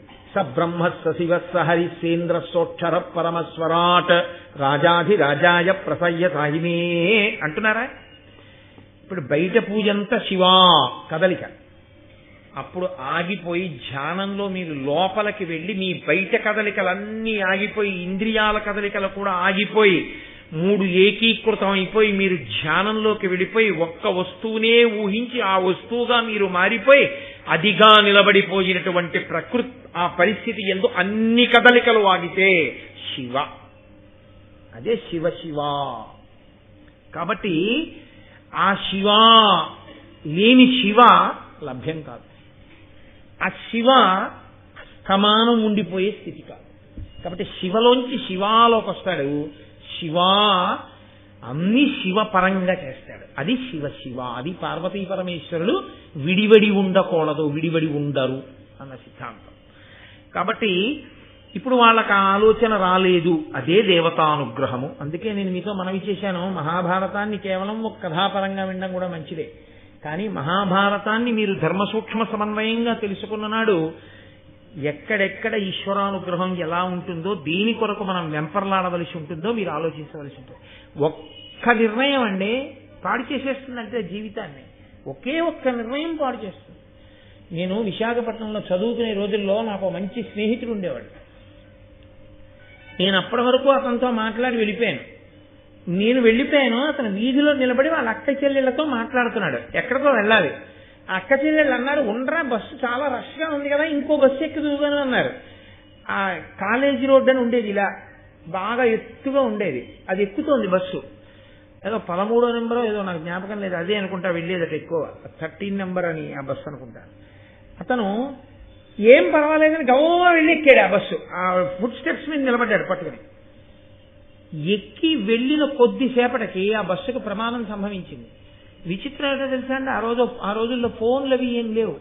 నేను మర్నాడు పేపర్ తీశాను, ఇతని ఫోటో ఉంది చనిపోయిన వాళ్ళ ఫోటోల్లో. నేను చల్లబోయి పరిగెత్తుకుంటూ వాళ్ళ ఇంటికి వెళ్ళాను. చచ్చిపోయాడు నేను బస్సు కింద పడి, అతను బస్సు పడిపోయినప్పుడు అన్నా. వాళ్ళ అక్కయ్య వాళ్ళు ఎందుకురా వెనకాల ఇన్ని బస్సులు వస్తాయి కదా ఉండంటున్నారు. ఏం పర్వాలేదని పరిగెత్తుకెళ్ళి ఎక్కాడంతే. ఎక్కే ఎంది బుద్ధి అయిపోయింది, శరీరం పడిపోయింది. అదే బుద్ధి ఎక్కద్దు, ఫోన్లే ఉండు ఇంకో బస్సు ఎక్కదు అని అన్నాడు అనుకోండి, బతికేశాడండి. ఆ కుటుంబం తర్వాత ఎంతకాలం బెంగెత్తుకుపోయిందో, ఎంత కుదేలైపోయిందో ఆ కుటుంబం. ఒక్క నిర్ణయం అంతే, చెప్పలేము. తల్లికోట యుద్ధంలో రామరాయల వారు ఎడ్ల బళ్ళకి కట్టి చీకట్లో వెళ్ళిపోతున్న కాగడాలు చూసి శత్రు సైన్యం అంతా ఒడ్డున అటువైపుకి వెళ్ళిపోతోంది. అట్నుంచి నదిని దాటి ఇటు వస్తారనుకుని తన సైన్యాన్ని అంతటినీ కిందకి వెళ్ళిపోమన్నాడు. అటు వెళ్ళినవి ఎడ్ల బళ్ళు అని గుర్తించలేకపోయాడు. అవన్నీ కాగడాలు కట్టుకుని ఎడ్ల బళ్ళు వెళ్ళిపోయి సైన్యం అక్కడే ఉంది. ఈయన సైన్యం అంతా కిందకి వెళ్ళిపోయింది. ఈయన సైన్యం అంతా కిందకి వెళ్ళిపోయిందని గుర్తించి తెల్లవారుజామున వాళ్ళు నదిని దాటి ఇవతలకు వచ్చేశారు. రామరాయల వారి ఏనుక్కి నల్లమందు పెట్టేశారు. ఆయన శిబిరం మీద దాడి చేశారు. అంత సువిశాలమైనటువంటి అంత ఐశ్వర్యవంతమైన విజయనగర సామ్రాజ్యం పతనం అయిపోయింది రామరాయల మరణంతో. ఒక్క నిర్ణయం అయిపోయిందంటే రాజ్యం. అందుకే ఉద్ధాన పతనములకు కారణము బుద్ధియే. ఆ బుద్ధి ఎవరి మాట వినదో. అది సరి అయినటువంటి సమయము కాకపోతే నా అంత వాణ్ణి నేనని అహంకరించి తిరిగిన వాడికి అలాంటి నిర్ణయాలే చేయిస్తారు. నీకెవరి అనుగ్రహం అక్కర్లేదు, అలాంటి నిర్ణయాలే వస్తాయి. నువ్వు ఈశ్వరుడికి జవాబుదారీగా బతకడం అలవాటైంది, పరమేశ్వరుడికి నమస్కారం చేసి బయలుదేరడం అలవాటైంది. ఈశ్వరుడు ఆ సమయానికి ఒక ప్రచోదనం చేయిస్తాడు, అంతే. ప్రమాదం తప్పుతుంది ఆ చేసుకునే నిర్ణయం వల్ల. అందుకే పూజలన్నీ ఎక్కడ పూర్తవుతాయంటే లఘుగాయత్రితో పూర్తయిపోతాయి. తన్నో దుర్గి ప్రచోదయాత్, తన్నో శివ ప్రచోదయాత్, అన్ని అలా ప్రచోదనం ప్రచోదనం ప్రచోదనం అడుగుతారు. కాబట్టి ఇప్పుడు పాండవులకు 5 అంటున్నారు వ్యాసుల వారన్న ఆలోచన రాలేదన్న చోట పరదేవత ఉందని మీరు అనుకోవాల్సి ఉంటుంది. కాబట్టి ఇప్పుడు వాళ్ళు బయలుదేరి గంగానదిలో సోమశ్రవము అనబడేటటువంటి ఒక పెద్ద తీర్థం ఒకటి ఉంటే అందులో స్నానం చేద్దాము అని చెప్పి బయలుదేరి వెళ్తున్నారు. అది అర్ధరాత్రి. వాళ్ళకి భయం ఏమిటి? వాళ్ళు సుక్షత్రియులు, మంచి తేజోవంతులు. అర్జునుడు కాగడా పట్టుకున్నాడు. అరణ్యంలో వీళ్ళు వెనకాతలు నడుస్తున్నారు. పాండవులు కుంతీదేవి దారి చూపిస్తూ అర్జునుడు వెళ్తున్నాడు. ఆ చీకట్లో వెడుతుండగా అర్ధరాత్రి వేళ ఆ గంగా తీరంలో ఆ సోమశ్రవము అనబడేటటువంటి తీర్థంలో స్నానం చేయడానికి వచ్చాడు అంగారపర్ణుడు అనబడేటటువంటి గంధర్వుడు ఒక ఆయన. ఆయన అర్జునుడిని చూసి ఆయన ఒక ప్రశ్న వేశాడు. ఏమయ్యా, నువ్వెవరం లేదు, మహాభారతం అంతా ధర్మాలేనండి, మహాభారతం అంతా ధర్మమే. సరే, నాకు ఒక మాట జ్ఞాపకానికి వస్తోంది. భగవాన్ రమణులు అరుణాచలంలో ఆశ్రమం అంటే ఆయన ఏమో ఆశ్రమం అనలేదు అప్పట్లో, దాన్ని మాతృభూతేశ్వరాలయం అన్నారు. అది కట్టిన రోజుల్లో పావులు అవి తిరుగుతుంటే గబుక్కుని కర్ర తీసేవారు. తీస్తే ఆయన అనేవారు, కొట్టకండి, అవి ఉండవలసిన చోటికి మనం వచ్చాం, మనం ఉన్న చోటికి అది రాలేదు. కాబట్టి వాటికి ఇబ్బంది కలగకుండా మనం ఇక్కడ మసులుకోవాలి. అంతేకాని మనకి ఇబ్బంది కలుగుతోందని వాటిని చంపకూడదు, అది తప్పు కదా. అలా కొట్టకండి అనేవారు. అంగారపర్ణుడు ఎంత ధర్మం అడిగాడో తెలుసా అండి? ఆయన భార్యతో విలాసంగా అక్కడ క్రీడిస్తున్నాడు. వీళ్ళు వెళ్ళారు 5. వెళితే ఆయన అన్నాడు, ఈలన అర్ధరాత్రమును సంధ్యలు 2 భూత యక్ష దానవ గంధర్వులు క్రొమ్మరియుడు ప్రొద్దులు వెలయగా ఇందమనిచెరులు వెరతురు నడవన్. ఏమయ్యా, లోకంలో ఒక నీతి అన్నది ఒకటి ఉంది. అర్ధరాత్రి వేళ ఉభయ సంధ్యలలో, అంటే పూర్వ సంధ్య ఉత్తర సంధ్య, ఉదయం వేళ సాయంకాలం వేళ, అంటే ఇంకా చీకటి విడవక ముందు, ఈ 3 సమయాల్లోనూ కూడా అర్ధరాత్రి ఉభయ సంధ్యలలో ఒక్క భూతములు తిరుగుతాయి. యక్షులు తిరుగుతారు, దానవులు తిరుగుతారు, గంధర్వులు తిరుగుతారు. వీళ్ళు 4 తిరుగుతారు తప్ప మనుషులు వెరపు పొందుతారు తిరగడానికి. అందుకని తిరగకుండా వాళ్ళు ఉండిపోతారు. ఉండిపోతే పరమేశ్వరుడు ఏం చేస్తాడో తెలుసా అండి? ఉదారుడై స్వల్పకాలిక లయమిస్తాడు. పడుకోండ్రా అని నిద్రనిచ్చి ఇంద్రియాలకన్నిటికీ శక్తినిస్తాడు. అవేం చేస్తాయంటే ఈశ్వరుడు పెట్టిన నియతండి. మహానుభావుడు పరమశివుడు అంటే సామాన్యమా? ఆయన అనుగ్రహం. ఆయనేమన్నాడంటే ఈ భూతములకన్నిటికీ పగటి వేళ పడుకోమన్నాడు. మీ అందరూ పగటి వేళ పడుకోండి, మీ అందరికీ శక్తినిస్తానన్నాడు. ఇవన్నీ పగల పడుకుంటాయి. చీకటి పడ్డ తర్వాత మనం పడుకుంటాం. అవి లేచి తిరుగుతాయి. వాటి జోలి మనకుండదు, మన జోలి వాటికి ఉండదు. ప్రశాంతంగా ఈ లోకం అంతా నడవాలి. ఆయన పెట్టిన నియతి. మహాభారతంలోనే అనుశాసనిక పర్వంలో ఉంది, పరమేశ్వరుడు ఎందుకు శ్మశానంలో ఉంటాడు అన్నదానికి పార్వతీదేవితో చెప్తాడు, నేను అక్కడ ఉండకపోతే ఉగ్రభూతాలు ఊళ్ళో వెళ్ళిపోతాయి, అందుకని వాటి ముందు తినే నాట్యం చేసి అలా కూర్చోబెడుతుంటాను అక్కడ, భక్తులు పాడైపోకూడదని. అందరూ నన్ను పట్టుకుని అస్తమానం శ్మశానవాసి అని అదే పనిగా శివుడు అని చెప్పి ఏదో చేతకాని వాడన్నట్టుగా, అంటే నా సౌమ్యం పోయిందని లేచి వెళ్ళిపోయినట్టే మీ బతుకులు బయటపడతాయండి. ఆయన గంధర్వుడైనా అంటే అర్జునుడు అన్నాడు, నడురే ఈ సంధ్యలందును నడవగ నోడుదు రశక్తనరులు భయం పడుదుమే ఏ మెయ్యడన ఎప్పుడు నడుతుమ అధిక శక్తి పురుషులమగుతాను. సామాన్యమైన మనుష్యులు ఎందుకు తిరగరో తెలుసా? వాళ్ళకి భూతములను నిగ్రహించగలిగిన శక్తి ఉండదు, రాక్షసులను నిగ్రహించగలిగిన శక్తి ఉండదు, లేకపోతే ఏదో గంధర్వుల్ని అణచగలిగిన శక్తి ఉండదు. అందుకని వాళ్ళు మనకి ఎందుకు వచ్చిన గొడవని బయటికి రాదు. మేము అటువంటి వాళ్ళం కాదు, మేము దివ్యమైనటువంటి స్థితిని పొందిన వాళ్ళం. సమస్త అస్త్ర శస్త్రములు మాకు తెలుసు కాబట్టి మేమే ఈ 4 అణచగలం. కాబట్టి ఇంకా మాకు మేము రాత్రి తిరగకూడదని ఏమిటి? ఎవరికి ఎంతవరకు అవసరమో అంతవరకే, అంతేకాని అది ఆ అవసరం లేని చోట తిరగకూడదు. తిరగకూడదని నియమం లేదు, అందుకని మేము తిరుగుతున్నాం. ఇప్పుడు ఏదైనా ఒక ఆచారమో అన్నది ఉందనుకోండి, అది ఎందుకు పెడతారంటే దానివల్ల ఒక ప్రయోజనము కొరకు పెడతారు. అసలు ఏమీ ట్రాఫిక్ లేదు, ఇటు లేదు, అటు లేదు, ఇటు లేదు, అప్పుడు రెడ్ లైట్ పడింది, వెళ్ళిపోవచ్చా అని మీరు అడిగారు అనుకోండి, వెళ్ళిపోతే తప్పేం. ఎప్పుడు రెడ్ లైట్ పడితే ఆగమన్నారంటే ట్రాఫిక్ ఎక్కువగా ఉంటే. అదేదో పొరపాటును వదిలేశారు, తెల్లవారుజామున 3 గంటలకి నువ్వు వెళ్తుంటే ఏ కనుచూపు మేరలో వెళ్ళి అదేదో వెలిగింది రెడ్ లైట్, నువ్వు అకస్మాత్తుగా అప్పుడు మాత్రం గౌరవం చూపించి అలా నిలబడిపోవాల్సిన అవసరం ఏమి ఉండదు, వెళ్ళిపోవచ్చు. అప్పుడు అదేం పెద్ద, అప్పుడు అది ఆచారం ఏం కాదు. అలాగే లోకంలో ఆ ప్రయోజనాన్ని బట్టి ఆచారం వస్తుంది. ఆషాఢ మాసంలో ఏదో అదేంటి అల్లుడు కూతురు కలిసి ఉండకూడదు, అత్తారింట్లో అమ్మాయి ఉండకూడదు, పుట్టింటికి తీసుకెళ్లిపోతారు. ఎందుకు ఏమి ఆషాఢ మాసంలో కలిసి ఉండకపోవడం ఏంటి? అసలు ధర్మమే భార్య భర్త కలిసి ఉండరు, ఆషాఢ మాసంలో కలిసి ఉంటే వచ్చిన ఉపద్రవం ఏంటి? ఆషాఢ మాసం తొలకరి, వర్షాలు పడతాయి. ఆ వాన పడేటప్పటికీ గబగబా నాగలి పట్టుకుని వెళ్లి భూమిని దున్నాలి. ఆ భూమిని దున్నితే ఒక్క గింజ వేస్తే పుట్టెడు గింజలు దొరుకుతాయి. వచ్చే ఇబ్బందల్లా ఎక్కడ వస్తుందంటే, సాధారణంగా మనకి దక్షిణ దేశం వైపు అంతా ఎదుర్వేదం వాళ్ళు ఎక్కువ మంది ఉంటారు. ఆ ఎదుర్వేదంలో మళ్ళీ ఆపస్తంభ సూత్రులు ఉంటారు. ఈ ఆపస్తంభ సూత్రులకి ఇతరత్ర దక్షిణ దేశ మర్యాదను అనుసరించి మనం ఏం చేస్తామంటే, సాధారణంగా చైత్ర మాసంలోనూ వైశాఖ మాసంలోనూ పెళ్లి ముహూర్తాలు చాలా ఎక్కువ ఉంటాయి. మూఢం వెళ్ళిపోనివ్వండి, మీరు చూద్దరు కానీ చాలా ఎక్కువ ఉంటాయి పెళ్లి ముహూర్తాలు. ఇన్ని పెళ్లి ముహూర్తాలు ఉన్న తర్వాత ఏమవుతుందంటే, పెళ్లి అయ్యేది చైత్రము వైశాఖములో పెళ్లి అవుతుంది, ఏ జ్యేష్ఠ మాసంలోనూ పిల్ల కాపురానికి వస్తుంది. ఆషాఢ మాసం అప్పటి వరకు ఏదో వేసవి, రాత్రి అయ్యేటప్పటికి వేడి, ఉక్కపోత, చికాగ్గా ఉంటుంది. ఆషాఢ మాసం వచ్చేప్పటికి బయట వర్షం పడుతుంటే చల్లగా హాయిగా ఉండి ఈయన ఏం చేస్తాడంటే, తెల్లవారుజామున వర్షం పడుతుంటే లేచి నాగలి పట్టుకుని వెళ్ళడు. కొత్తగా పెళ్ళయింది కదా, భార్యతో కలిసి ఉండిపోతాడు. పాపం మామగారు ఏం చేయాలి? కొడుకు పడుకుంటుపోయాడు, నేను వెళ్ళనని ఆయన పడుకుంటాడా? పెద్ద ఆయన నాగలు పట్టుకుని ఆయన వెళ్తాడు పొలానికి. ఆ అమ్మాయి 7:00కో లేస్తుంది, వీడు 7:30కి లేస్తాడు. అత్తగారు చిటపట్లాడంటుంది, వాడికంటే బుద్ధి లేదు, నీకైనా ఉండద్దా? పెద్ద ఆయన మీ మామగారు వెళ్ళారు పొలానికి, నువ్వు లేపి పంపించద్దా? అలా మీ ఆయన్ని పెట్టుకుని నువ్వు పడుకుంటే మనకు అన్నం ఎక్కడి నుంచి వస్తుందండి?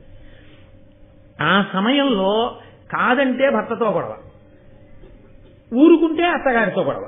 ఈ గొడవ లేకుండా వాళ్ళకి సమృద్ధిగా ఏడాది అన్నం దొరకాలంటే ఆషాఢ మాసం ఆడపిల్లని పుట్టింట్లో పెట్టుకోవాలి. అది ప్రతి ఏడాది అక్కర్లేదు, ఒక ఏడాది చాలయా, ప్రతి ఏడాది ఇంటికి అక్కర్లేదు, ఆ గొడవ వాళ్ళకి తెలిసి వస్తుందండి. ఎక్కడ ఆచారం. అంతేగాని సాఫ్ట్వేర్ ఇంజనీర్కి పిల్లని ఇచ్చారనుకోండి, ఆషాఢ మాసంలో మీ ఇంటికి ఎందుకు? వాడేమో నాగబెట్టుకుంటాడా, పొలానికి వెళ్తాడా? కాబట్టి అది ఎక్కడ ఆచారమో అక్కడి ఆచారము. ఆచారము అనగా పాటింపబడునది. ఎవరికి అది ఆచారమో అది వారికి. జ్వరంతో ఉన్నవాడు వాడు పడుకుంటాడు, వాడికి అది ఆచారం. వాడి విభూతి చల్లుకుని స్నానం అయిపోయిందని సంధ్యావందనం చేసేయాలి. అంతేగాని వాడు అదృష్టం 103 జ్వరం ఉంది, హాయిగా విభూతి చల్లు సంధ్యావందనం చేసేశాడు, నేను విభూతి చల్లేసుకుంటానంటే అనకూడదు. నీకు ఆచారం చక్కగా తల మీద స్నానం చేసి సంధ్యావందనం చేసుకోవాలి. ఆచారము అనగా ఆయా స్థితిని బట్టి ఉంటుంది, అంతేగాని అది మూర్ఖంగా ఉండదు. ఉండదని తెలుసుకోగలి మూర్ఖాచారం ఉండదు, ఇంకో పెద్దతం. కాబట్టి ఇప్పుడు ఆయన ఆ ప్రశ్న అడిగితే అర్జునుడు శిష్టమైన సమాధానం చెప్పాడు అని మీరు గ్రహించవలసి ఉంటుంది. అంతేగాని అర్జునుడు చెంపరి జవాబు చెప్పాడండి అలా చెప్పచ్చా అండి గంధర్వులకి, అలా అని మీరు అనకూడదు. ఆయన చెప్పిన దాంట్లో యథార్థం ఉంది. సామాన్యమైన మనుష్యులు భయపడతారు. మీరు కూడా వెంటనే నేను సామాన్యుడిని కానండి అని వెళ్ళిపోకూడదు. దెబ్బతిన్నాక తెలుస్తుంది మనం సామాన్యులమా అసామాన్యులు. ఎందుకు వచ్చిన గొడవ? మనం అర్జునుడు కామని తెలుసుకుంటే చాలు. కాబట్టి ఇప్పుడు ఆయన అన్నాడు, ఆయనకి కోపం వచ్చింది, నేను ఇక్కడ భార్యతో విహరిస్తున్నాను, నువ్వు ధర్మం తప్పి అర్ధరాత్రి వేళ వచ్చి నేను క్రీడిస్తున్నటువంటి విషయానికి అడ్డొచ్చావు. పైగా దీనికి అంగారపర్ణుడు తిరిగే ప్రదేశం అని పేరు. ఇలాంటి చోటుకి నువ్వు వచ్చావు కాబట్టి నేను నీ మీద బాణాలు విడిచిపెడుతున్నానని చెప్పి అర్జునుడి మీదకు బాణ పరంపర వదిలాడు. ఈయన వెంటనే ఆ కొరివితోటి ఆ బాణములను పక్కకి తోసి పారేసి, ఏమనుకుంటున్నావో నేనంటేను, నేను ఏ సామాన్య బ్రాహ్మణుణ్ణి అనుకుంటున్నావా? నేను అర్జునుణ్ణి, పాండవుల్లో పుట్టినటువంటి వాణ్ణి అని ఆయన ఒక ధనస్సు పట్టుకుని ఒక బాణాన్ని తీసుకుని దాని మీదకి ఆగ్నేయాస్త్రాన్ని అభిమంత్రించాడు. అగ్నిదేవుండు బృహస్పతికిచ్చే, మున్నతడు భరద్వాజుడనగా బరగు మునికిచ్చే, అమ్మహాముని భార్గవునకిచ్చే, భార్గవుండును కుంభభవునకిచ్చే, అమ్మహాత్ముండు నాకదిదయ ఇచ్చే ఈ అనలాస్త్రమని దానిన మహోగ్ర గంధర్వుపై వైచే ఘనుడింద్రసుతుడంతా ప్రథదం బప్పుడు దగ్ధమైన అగ్ని దాహభీతి అంగారపర్నుండు బమ్మరిల్లి నేలబడిన వాని కొప్పు వట్టి ఈడ్చుకుని వచ్చే ధర్మజుకడకు ఇంద్రసుతుడు కడిమి నెరసి. ఇదిగోనయా ఇది ఆగ్నేయాస్త్రం. దీన్ని అగ్నిదేవుడు మొట్టమొదట బృహస్పతికి ఇచ్చాడు. ఆ బృహస్పతి భరద్వాజుడికి ఇచ్చాడు. ఆ భరద్వాజుడు దాన్ని పట్టుకెళ్లి మహానుభావుడైనటువంటి ద్రోణాచార్యుల వారికి ఇచ్చాడు. ఆ ద్రోణాచార్యుల వారు అది ఆ భార్గవుడికి పరశురాముడికి ఇచ్చాడు. పరశురాముడు ద్రోణాచార్యుల వారికి ఇచ్చాడు. ఆ ద్రోణాచార్యుల వారు దయతో నాకిచ్చారు. నాకు ఇవ్వబడిన ఈ ఆగ్నేయాస్త్రాన్ని నీ మీద ప్రయోగిస్తున్నానని ప్రయోగించాడు. ఆగ్నేయాస్త్రం పడగానే ఆయన కూర్చున్నటువంటి రథం కాలిపోయి అందులోంచి బయటికి దూకి ఆ అంగారపర్ణుడు నేల మీద పడిపోయాడు.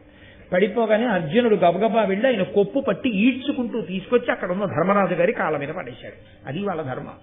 ఆ తర్వాత ఏం చేయాలో ధర్మరాజు గారు నిర్ణయం చేయాలి. అంతేకాని తనే చంపేయడం, నువ్వు వేసావా ఆగ్నేయాస్త్రం అని తిరగబడ్డం అలా ఉండదు. అన్నగారు చెప్పిన మాటకి కట్టుబడతాడు. తీసుకొచ్చి ఆయన దగ్గర పడేస్తే ఈ అంగారపర్ణుని యొక్క భార్య కుంభీనసి అనబడేటటువంటి స్త్రీ పరిగెత్తుకుంటూ వెళ్లి ధర్మరాజు గారి కాళ్ళ మీద పడి ఏడ్చి ఆవిడంది, వాని మనోవల్లభ కుంభీనసి అనులది గరంబు భీతి అశేషోర్వీనాథులారా దయ పతిదానము నాకిండు మీకు ధర్మవు పెరుగును.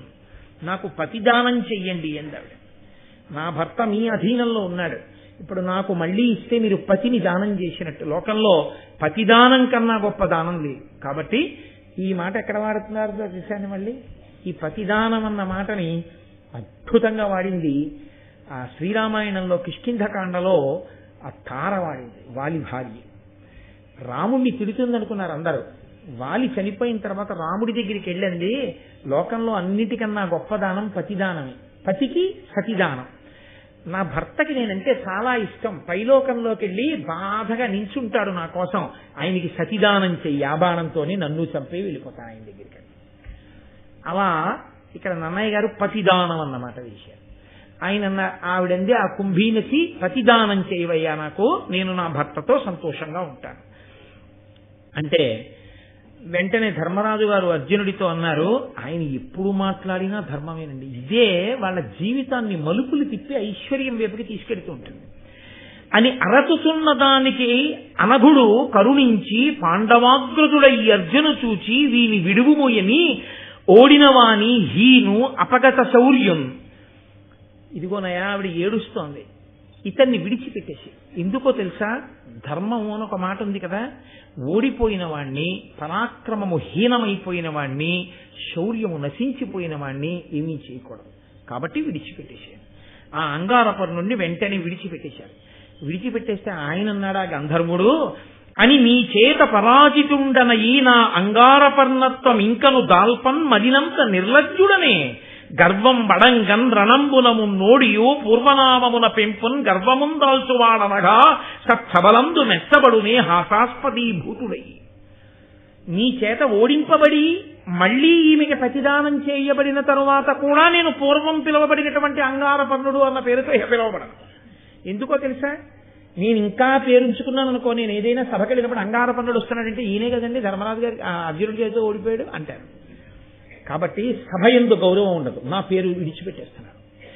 ఇప్పుడే నేను గంధర్వుణ్ణి కాబట్టి నా శక్తితో రత్నముల చేత తాపడము చేయబడిన చిత్ర విచిత్రమైన రథాన్ని సృజించుకుంటున్నాను. ఆగ్నేయాస్త్రంతో నువ్వు నా రథాన్ని కాల్చావు కాబట్టి ఇప్పుడు నా పేరు చిత్రరథుడు అని ఆయన మళ్లీ వేరొక రథాన్నెక్కి తన పేరు మార్చుకుని, నేను కూడా చాలా సంతోషిస్తున్నానయ్యా, మీ పరాక్రమానికి మీ ధర్మానికి సంతోషించాను. పూర్వకాలంలో మనువు చంద్రుడికి ఉపదేశించాడు చాక్షుషీ విద్య అని, అదొక విద్యాస్వరూపం. దాన్ని విశ్వావసుడికి బోధ చేశాడు. ఆ విశ్వావసుడు గంధర్వుల రాజు, ఆయన నాకు బోధ చేశాడు. నాకు ఆ చాక్షుషీ విద్య వచ్చు. దానితో పాటుగా అపరిమిత వైగంతో వెళ్ళగలిగినటువంటి గుర్రాలు కొన్ని నా దగ్గర ఉన్నాయి, గాంధార జాతికి చెందినవి. మీకు ఒక్కొక్కళ్ళకి 100 గుర్రాలు ఇస్తాను. చాక్షుషి విద్యనిస్తాను అర్జున, నీకు ఆ ఆగ్నేయాస్త్రం నాకు ఇస్తావా అంటే అర్జునుడు అన్నాడు, ఒకరి దగ్గర పుచ్చుకోవడం అన్నది నాకు జీవితంలో అలవాటు లేదు, ఒకరికి పెట్టడమే. సుక్షత్రియుణ్ణి కాబట్టి బ్రాహ్మణ కుమారులుగా ఉండి భిక్షాటన చేశారు. కాబట్టి నేను నీ దగ్గర పుచ్చుకుని మాత్రం నీకు విద్య నేర్పను. నువ్వు కానుకగా ఏదో 100 గుర్రాలు ఇస్తానంటున్నావు, ఈ చాక్షుషీ విద్య నాకు ఇస్తానన్నావు, అక్కర్లేదు, నేనే నీకు ఆగ్నేయాస్త్రం ఇస్తాను, తీసుకో అని చెప్పి ఆగ్నేయాస్త్రాన్ని ఇవ్వడానికి సిద్ధపడ్డాడు. సిద్ధపడితే ఆయన అన్నాడు, అవునులే మీరు తాపత్యులు కదా అన్నాడు. అంటే అర్జునుడికి అనుమానం వచ్చి, మమ్మల్ని తాపత్యులు అంటున్నావేమిటి అన్నాడు. అంటే అయ్యయ్యో మీకు తెలియదా, మీరు చాలా గొప్పవారు, ఎందుకు మీరు తాపత్యులు, మీరు ఇంత గొప్పవారు అన్న మాట మీకు తెలియలేదో నేను ఆశ్చర్యపోతున్నాను అన్నాడు. అంటే అర్జునుడు అన్నాడు, మేమింత గొప్పవాళ్ళమని నువ్వు అంటున్నావు కదా, మేము బ్రాహ్మణుల్ని సేవిస్తుంటాం, ధర్మానికి కట్టుబడతాం, ఇటువంటి మమ్మల్ని సామాన్యులుగా ఊహించి ఎందుకు మాట్లాడావు కనపడగానే అని. అదో విచిత్రమైన సంవాదం. ఆయన అన్నాడు, మీకు అగ్నిహోత్రములు లేవు, మీ ముందు పురోహితుడు లేడు కనుక అన్నాడు. అంటే పాండవులు ఆశ్చర్యపోయి వాళ్ళు అన్నారు, అదేమిటి అసలు తాపత్యులేమిటి, మాకు ఆ పేరెందుకు వచ్చింది, నువ్వు మాకొక్కసారి వివరణ చెయ్యవలసింది అన్నాడు. అంటే ఆయన వాళ్ళకి ఒక విషయం చెప్తూ, సుక్షత్రియుడైనటువంటి వాడు రాచరికం చేసేటటువంటి వాడే కాదు, నిజానికి ఎవరికైనా బ్రాహ్మణుడు పురోహితుడు ఉండి తీరాలి. అందుకే పూర్వం ఇంటి చాకలి, ఇంటి పురోహితుడు అని ఉండేవారు. ఇంట్లో ఏ శుభకార్యం జరుగుతున్నా ఆయన ఇంటికి కూడా పంపిస్తూ ఉండేవారు. ఆ బ్రాహ్మణుడు ముందు నడిస్తే, ఆ బ్రాహ్మణుడు ఒక ఇంటికి పురోహితుడుగా ఉంటే ఎంత వైభవం ఉంటుందో పురోహితుడు లేకపోవడం ఎంత తప్పో చెప్తున్నాడు అంగారపర్ణుడు. ఆయన అన్నాడు, సుర గరుడ విశోరగ యక్ష రాక్షస పిశాచ భూత గంధర్వులు ఓపరు ధిక్కరింప బ్రాహ్మణ పురస్కృతుల పుణ్యమతుల భూతలపతులను. ఎవరైతే రాజ్యాన్ని ఏలే రాజులుంటారో, సుక్షత్రియులుంటారో, వాళ్ళకి బ్రాహ్మణుడు పురోహితుడు ఉన్నట్లయితే సుర గరుడ పాముల వలన, యక్షుల వలన, రాక్షసుల వలన, పిశాచముల వలన, భూతముల వలన, గంధర్వుల వలన ఎన్నడూ అవమానం కలగదు. మీకు బ్రాహ్మణుడు లేడు, దాని వలన మీకు ఆపద, మీకు ఇటువంటి తిరస్కారం లభించింది. పురోహితుడు అన్నవాడు ఎటువంటి వాడు ఉండాలో తెలుసా? సుక్షత్రియులు పెట్టుకున్నప్పుడు, రాజులు పెట్టుకున్నప్పుడు, వేదము వేదియం కలుగు విప్రవరేణ్యుడు అగణ్య పుణ్య సంపాది పురోహితుండైన పాపము పొందిన భూపతిం ప్రతాపోదయ కాన మీదకు గుణోన్నతి కిందగ ధర్మతత్వ సంవేది పురస్కరింపుడు పవిత్ర చరిత్రు మహీసురోత్తమున్. వేదము వేది రెండూ ఉండాలి బ్రాహ్మణుడికి. తాను వేదం చదువుకున్నవాడై ఉండాలి. వేది అంటే అగ్నిని వ్రేల్చి హవిస్సు ఇవ్వడానికి వేది ఉండాలి. అగ్నిహోత్రాన్ని రగల్చడానికి యజ్ఞకుంటాం.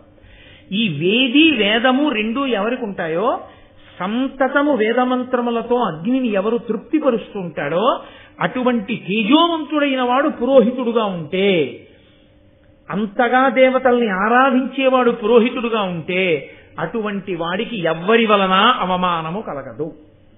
మీ వంశంలో ఈ పురోహితులు అంత గొప్పగా కాపాడారయా, మీరు తాపత్యులు అన్నాడు. తాపత్యులు అంటే ఏమిటి, ఎందుకు అలా అంటున్నావు మమ్మల్ని అన్నాడు. మీరు తపతి సంతతి వారు. ఆదిత్యునికి, సూర్యునికి సావిత్రి అని ఒక కూతురు. ఆ సావిత్రి యొక్క చెల్లెలు తపతి. ఈ సావిత్రి యొక్క చెల్లెలైనటువంటి తపతి చాలా గొప్ప అందగత్తె. ఈ అందగత్తె అయినటువంటి పిల్లకి మంచి వరుణ్ణి ఎలా తీసుకురావాలి అని సూర్య భగవానుడు మనసులో ఖేదపడుతున్నాడు.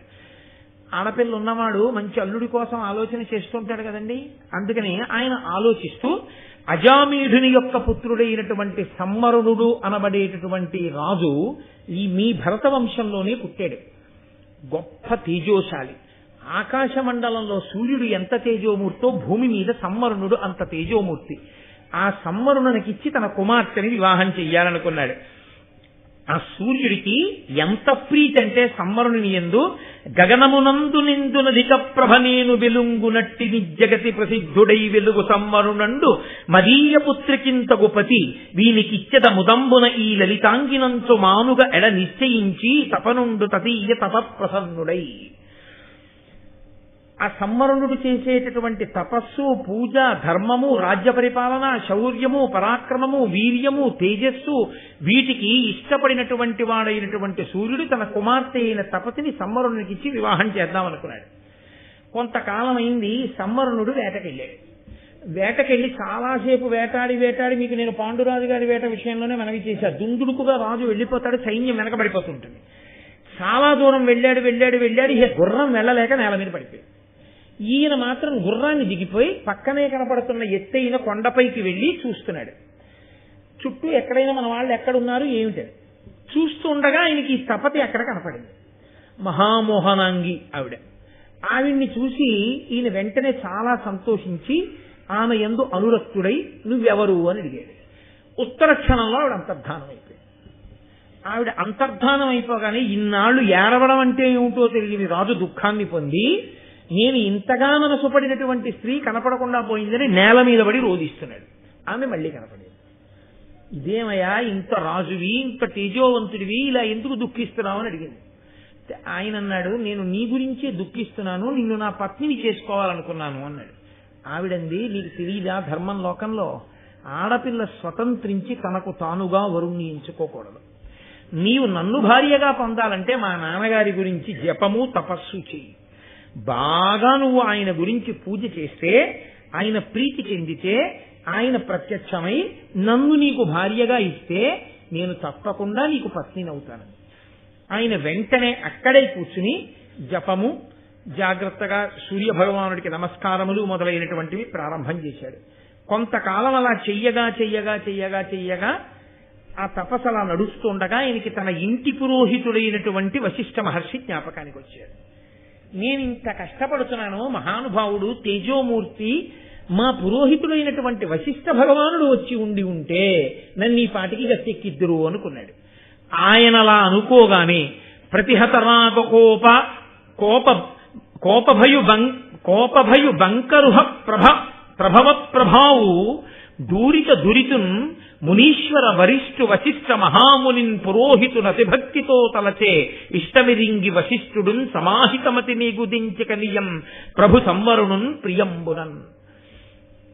మహాతేజోశాలి అయినటువంటి ఆ వశిష్ఠ మహర్షిని స్మరించగానే యోగ మార్గంలో వచ్చి ఆ వశిష్ఠుడు సంవరణుడున్న చోటికి వచ్చి ఈయనకి కనపడ్డాడు. కనపడి ఆయన్నేం అడగలేదు, ఎందుకు నువ్వు నన్ను పిలిచావని. యోగ దృష్టితో చూశాడు. ఓహో, ఇతను సూర్యుని కుమార్తె అయిన తపతి యందు అనురక్తుడయ్యాడు. సూర్యుడి గురించి జపం చేస్తున్నాడు, నమస్కారాలు చేస్తున్నాడు, కానీ ఇంకా సూర్యానుగ్రహం కలగలేదు అనుకున్నాడు. అనుకుని తనకున్నటువంటి యోగ బలంతో 10,000 ఆమడలు సూర్య భగవానుడి దాకా వెళ్ళాడు.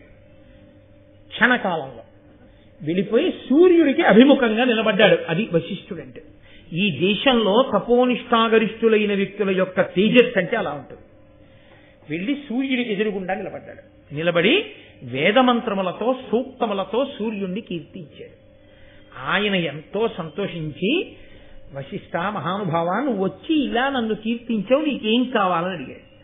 ఆయన అన్నాడు, ఆయనతో మాట్లాడడం అంటే ఏమిటో తెలుసా అండి? వశిష్ఠుడు ఆయనతో మాట్లాడడం అంటే ఇలా ఎదురుగుండా నిలబడి మాట్లాడడం కాదు. 1 నిమిషానికి 364 ఆమడలు పరిగెత్తి వెళ్ళిపోతుంటుంది ఆ రథం. 1 నిమిషానికి 364 ఆమడలు పరిగెత్తే రథం మీద వెళ్ళిపోతున్నటువంటి సూర్యుణ్ణి తన యోగశక్తితో అనుగమిస్తూ స్తోత్రం చేసి మాట్లాడాడు వశిష్ఠుడు. ఏమని? ఇదిగోనయా నా శిష్యుడు ఇక్ష్వాకు వంశంలో భరత వంశంలో ఆ సంవరణుడు అన్న రాజు పుట్టి అక్కడ తపస్సు చేస్తున్నాడు నీ గురించి. నీ కుమార్తె అయిన తపతిని తన భార్యని చేసుకోవాలనుకుంటున్నాడు. మహాధర్మాత్ముడు, తేజోవంతుడు, నీ కుమార్తెని ఇచ్చి వివాహం చేయమని అడిగాడు. నీ అంత పెద్దవాడు వచ్చి అడిగితే కాదంటానా? తప్పకుండా. నువ్వే నా కుమార్తెని తీసుకెళ్లి సశాస్త్రీయంగా వాళ్ళిద్దరికీ వివాహం చేయమని వశిష్ఠుడికి తన కుమార్తె తపతిని ఇచ్చి పంపించాడు సూర్యుడు. వశిష్ఠుడు ఆ తపతిని తీసుకుని వచ్చాడు. వచ్చి సశాస్త్రీయంగా ఈ సంవరుణనకు తపతికి వివాహం చేయించాడు.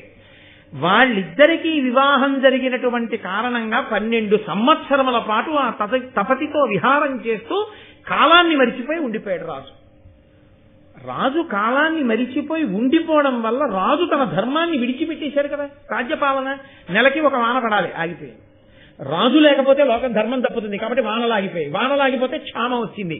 అప్పుడు మళ్ళీ వశిష్ఠ మహర్షి జోక్యం చేసుకుని వైదికమైన శాంతి పౌష్టిక కర్మలన్నింటినీ చేసి రాజుని రాజ్యానికి తీసుకొచ్చి సింహాసనం మీద కూర్చోబెడితే మళ్ళీ వర్షాలు పడి క్షామం పోయి రాజ్యమంతా సుభిక్షమైంది. కాబట్టి మీ వంశంలోనే అదిగో ఆ సంవరణుడికి తపతినిచ్చి వివాహం చేయడమే కాదు, ఆ తపతికి సంవరణుడికే కురు అనబడేటటువంటి మహానుభావుడు పుట్టాడు. ఆ కురువంశంలో పుట్టిన వాళ్లే మీరందరూ, కాబట్టే మిమ్మల్ని కౌరవులని పిలుస్తారు. అంతటి గొప్ప వంశకర్త పుట్టాడంటే తపతి అనబడేటటువంటి గొప్ప సుక్షేత్రము సంవరణుడికి లభించింది. ఎవరి వలన?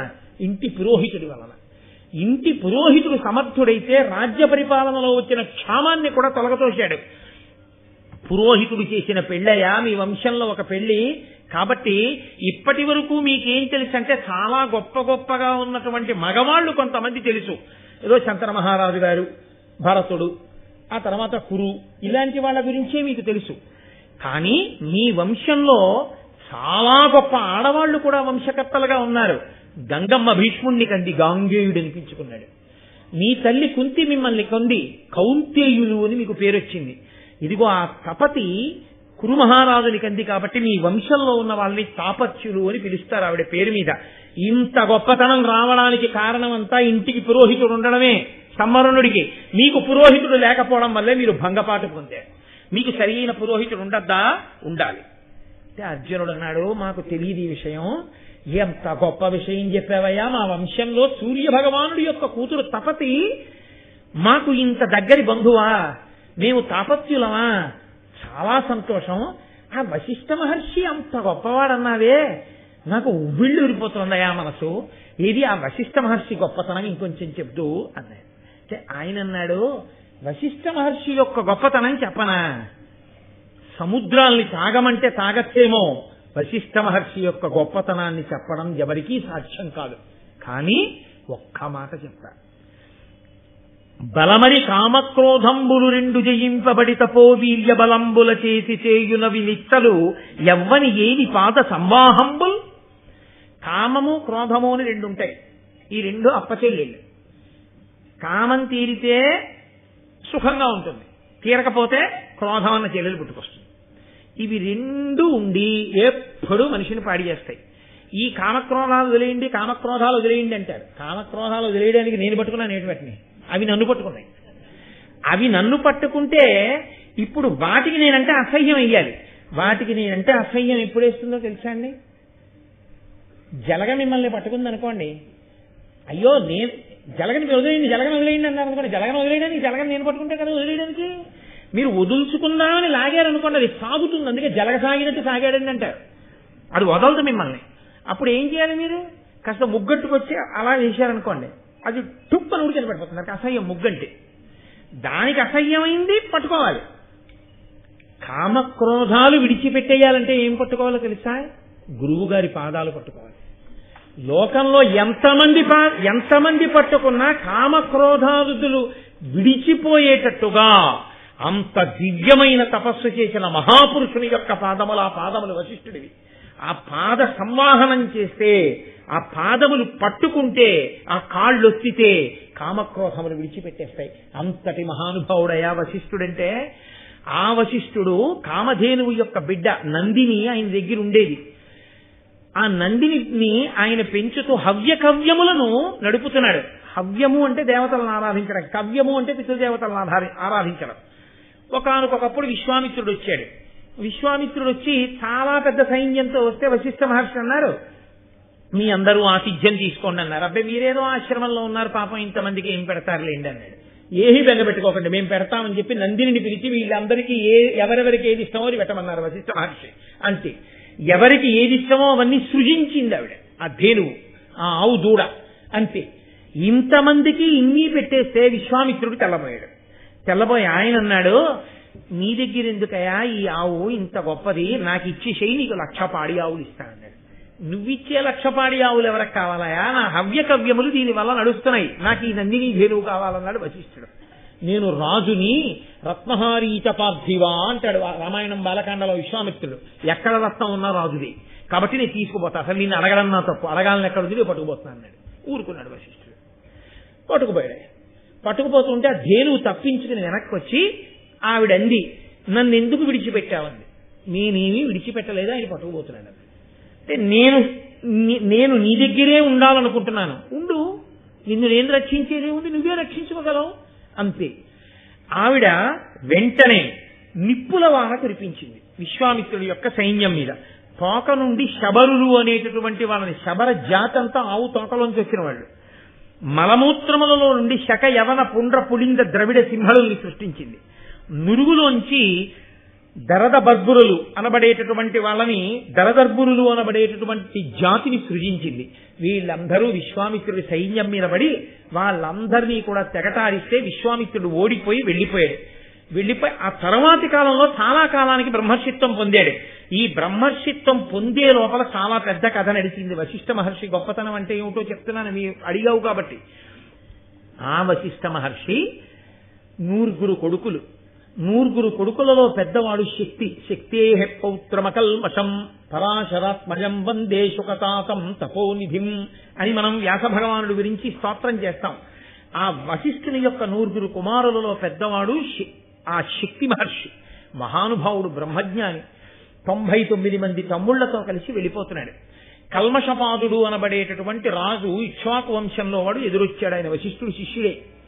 ఎదురొచ్చాడు. చిన్న దారి. ఈయన వెళ్ళిపోతున్నాడు శక్తి 99 మంది తమ్ముళ్లతో. రాజు ఎదురుగుండా వచ్చాడు ఆ వాహనం మీద. వచ్చి అన్నాడు, పక్కకి తప్పుకో అన్నాడు. అంటే శక్తి మహర్షి అన్నారు, ఎట్టి రాజులను మహీసురోత్తములెదురు అరుగుదించునప్పుడు అధిక భక్తి తెరలి ప్రియము బలికి ఎరువ ఇత్తురిట్టిది ధర్మవు, నీవు దీని తలపబెట్టు. లోకంలో ఎక్కడైనా రాజుకి సద్బ్రాహ్మణుడు ఎదురైతే చూడగానే నమస్కారం చేసి అయ్యా వెళ్ళండి అంటాడు. అది ధర్మం. బ్రహ్మ తేజస్సు కలిగినటువంటి వాడు, వేదవేదాంగములు చదువుకున్న వాళ్ళు కనపడితే అలాంటి ధర్మం పాటిస్తారు. అదేమిటి నువ్వు పక్కకెళ్ళండి అని అంత అన్యాయంగా అలా చులకనగా మాట్లాడావు? ఆ రాజు కోపం వచ్చి నేను ధర్మంలోనే ఉన్నానని కొరడా తీసి శక్తి మహర్షిని కొట్టాడు. ఆయన శాపవాక్కు విడిచిపెట్టాడు. ఏమంటే కొడితేనే శాపం ఇచ్చేసేంత తక్కువ నిగ్రహ శక్తి వాళ్ళది అని మీరు అనుకోకండి. శక్తి మహర్షి వంటి బ్రహ్మజ్ఞానిని కొరడాతో కొట్టినటువంటి పాపానికి రౌరవాది నరకములు పట్టిపోవాలి కల్మషపాదుడు. ఎక్కడ పాడైపోతాడో అని అనుగ్రహించడం కోసమని ఆయనే కొంత శిక్ష వేసి విడిచిపెట్టేస్తే గొడవ వదిలిపోతున్నవి, తక్కువ శిక్ష వేయడం కోసమని శాపవాక్కు విడిచిపెడతారు. అందుకే శాపానుగ్రహము అంటారు శాపాన్ని. ఆయన అన్నాడు, 12 సంవత్సరముల నరమాంసము తినే రాక్షసుడవగుదువుగాక అని. ఇప్పుడు ఈ కల్మషపాదుడు నరమాంసము భక్షించే రాక్షసున్నవడమా, నాకు శాప విమోచనం ఇవ్వండి అని ఆయన కాళ్ల మీద పడే లోపల వశిష్ఠుడి మీద కక్ష పెట్టుకుని ఉన్నాడు కదా విశ్వామిత్రుడు. అందుకని ఇంకా అప్పటికి బ్రహ్మర్షి కాలేదు. ఆయన కింకరుడు అనబడేటటువంటి ఒక రాక్షసుణ్ణి సృష్టించి కల్మషపాదుడిలోకి అనుప్రవేశం చేయించాడు ఆ శాపవాక్కుని ఆధారంగా. రాక్షసత్వం వచ్చినప్పుడు సింహాసనం మీద కూర్చునేవాడు కాదు. రాక్షసత్వం లేకపోతే వచ్చి కూర్చుని పరిపాలన చేసేవాడు. ఒకనాడు రాక్షసత్వం లేని స్థితిలో కూర్చునున్నాడు కల్మషపాదుడు. కూర్చునుండగా ఒక బ్రాహ్మణుడు వచ్చి అన్నాడు, మహారాజా నాకు మాంసాహారంతో అన్నం పెట్టించండి అన్నాడు. అదేమిటండి అలా అడగచ్చా? బ్రాహ్మణుడు ఏమిటి, మాంసాహారంతో అన్నం ఏమిటని మీకు అనుమానం రావచ్చు. ఆ యుగం వరకు అది ధర్మం. బ్రాహ్మణులు మాంసంతో అన్నం తినేవారు. తద్దినం పెట్టేటప్పుడు కూడా పితృదేవతలకి తద్దినం పెడితే కూడా మాంసంతో పెట్టాలి. ఇప్పుడు కాదు. బాగా ఎర్రసిరాతో అండర్లైన్ చేసుకోండి. కోటేశ్వరరావు చెప్పారని ఎక్కడో కనపడకండి.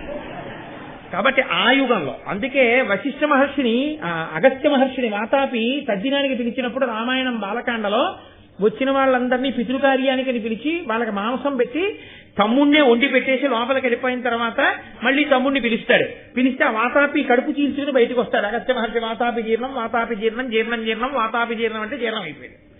కాబట్టి మాంసం తినేవారు, మాంసం పెట్టేవారు బ్రాహ్మణులకి త్రేతాయుగం, ద్వాపరయుగం వరకు కూడా. కలియుగంలో అసలు సరే నేను ఎందుకు మాట్లాడాలి కానీ, అందుకని అసలు బ్రాహ్మణుడు మాంసం తినడం అనేది లేనే లేదు కలియుగంలో. దానికి బదులే వచ్చింది మినుము. అందుకే గారె ముక్క వండి గారెలు పెడతారు తద్దినంలో తప్ప ఇంకెక్కడా ఎప్పుడు ఏ కారణానికి కనపడకూడదు. కాబట్టి ఇప్పుడు ఆ బ్రాహ్మణుడు మాంసంతో అన్నం పెట్టమని అడిగాడు. అడిగితే రాజు అన్నాడు, వంటవాడిని పిలిచి ఆయన అడిగింది చిన్న కోరికరా. అప్పటికి రాక్షసుడు ఆవహించి లేడు కల్మషపాదుడికి. అందుకని ఆయన అన్నాడు, మాంసంతో ఆ బ్రాహ్మణుడికి భోజనం పెట్టు అని లోపలికి వెళ్ళిపోయాడు. కొంతసేపు అయింది. ఆ వంటవాడు ఇంట్లో అంతా వెతికాడు, వేళ కాని వేళ మాంసం లేదు. అందుకని ఆయన వచ్చి అన్నాడు, ఎక్కడ మాంసం లేదు అంతఃపురంలో మహారాజా, ఏం చేయమంటారన్నాడు. ఈ ప్రశ్న అడిగే వేళటికి రాక్షసుడు ఆవహించాడు. ఆయన అన్నాడు, రాక్షసుడు ఆవహించి ఉన్న కారణం చేత వజ్రశాలకు వెళ్ళి నరకబడిన మనుష్యులుంటారో నరమాంసం తెచ్చి వండి పెట్టాడు. ఆ వంటవాడు రాజాజ్ఞ అని నరమాంసం వండి బ్రాహ్మణుడికి పెట్టాడు.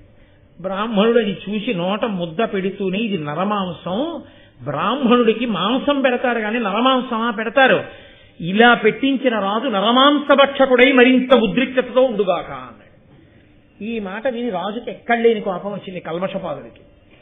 ఆ ఆవేశంలో ముందు వెనకలు చూడకుండా వశిష్ఠ మహర్షి ఆశ్రమానికి వెళ్ళి, ఇలాగే నువ్వు నాకు మొట్టమొదట శాపం ఇవ్వడం వల్లే నా బతుకు ఇలా అయిపోయిందని చెప్పి, విశ్వామిత్రుడు వశిష్ఠుడి మీద కోపంతో ప్రవేశపెట్టిన రాక్షసుని యొక్క ఉనికి తెలుసుకోలేక శక్తి మహర్షిని, వశిష్ఠ మహర్షి యొక్క మిగిలిన 99 మంది కుమారుల్ని ఒక్కసారి తినేశాడు. వశిష్ఠుడు బయటకు వచ్చి చూసేటప్పటికి 100 కొడుకులు మరణించారు. 100 కొడుకులు మరణించారు అనేటటువంటి బాధ చేత వశిష్ఠ మహర్షి అంతటి వాడు ఒక్కసారి అంత కలకలలాడుతూ 100 కొడుకులతో, అంతటి బ్రహ్మజ్ఞానులతో ఉండే ఆశ్రమం వెలవెలపోయిందని బాధతో ఒక నదిలో దూకేశాడు. దూకేస్తే వశిష్ఠ మహర్షి లాంటి వాడిని నేను ఈడ్చుకెళ్లడమా అని భయపడిపోయి ఆ నదీ జలం అంతా తలంలో తిరిగిపోయి ఈయన పడిపోయిన ప్రదేశాన్ని మెరక చేసేసింది. 100 ప్రదేశాల్లోకి మిలికిలి తిరిగి వెళ్ళిపోయింది. ఆ నది వెళ్ళిపోయి వశిష్ఠుడి జోలికి రాలేదు కాబట్టి 100 మిలికిలి తిరిగి వెళ్ళిపోయింది కాబట్టి ఆ నదికి శతద్రువు అని పేరు వచ్చింది. ఇలా కాదు, పడగానే నా శరీరం వెళ్ళిపోవాలని చెప్పి వశిష్ఠుడు కాళ్ళు చేతులు కట్టేసుకుని వెళ్ళి ఇంకొక నదిలో పడ్డాడు. ఆ నది వశిష్ఠ మహర్షి వంటి వాణ్ణి తాత్కాలికోద్రేకంతో పడినా 100 పోయారని, కొడుకులు పోయారని ఉద్రేకంతో పడ్డా నేను సంహరించడమా అని ఆవిడ పాశాలు విప్పి తీసుకొచ్చి ఒడ్డున పడుకోబెట్టింది. వశిష్ఠుడి పాశాలు విప్పింది కాబట్టి ఆ నదికి విపాష అని పేరు వచ్చింది. ఇది ఈశ్వరాజ్ఞ, నిజమే, శాస్త్రం చెప్తోంది ఆత్మహత్య చేసుకోకూడదని. అలాగే కుములుతో ఆయన ఆశ్రమానికి వెడుతుంటే అకస్మాత్తుగా ఆయనకి ఎక్కడి నుంచో ఒక గొప్ప వేదనాదం వినపడింది. ఇంత గొప్పగా స్వరంతో వేదం చెప్తున్నాడు ఎవరు అని వెనక్కి తిరిగి చూశాడు. తన కోడలు వస్తోంది, అదృశ్యంతి అని పేరు ఆవిడికి, శక్తి మహర్షి యొక్క భార్య. అప్పటికి ఆయన మరణించారు కదా, తినేశాడు కదా కల్మషపాదుడు, కాబట్టి ఇప్పుడు ఆ అదృశ్యంతి వెనకాల వస్తోంది. వశిష్ఠ మహర్షి వెనక్కి తిరిగి చూసి, అమ్మా నీ కడుపులో ఉన్నవాడు సామాన్యుడు కాడమ్మా, శక్తి మహర్షి యొక్క కుమారుడు, ఇంత వేదనాదం వినపడుతోంది, వాణ్ణైనా రక్షించుకుంటానమ్మా అని కోడల్ని ఆశ్రమంలోకి తీసుకెళ్లి బహుజాగ్రత్తగా ఉన్నాడు.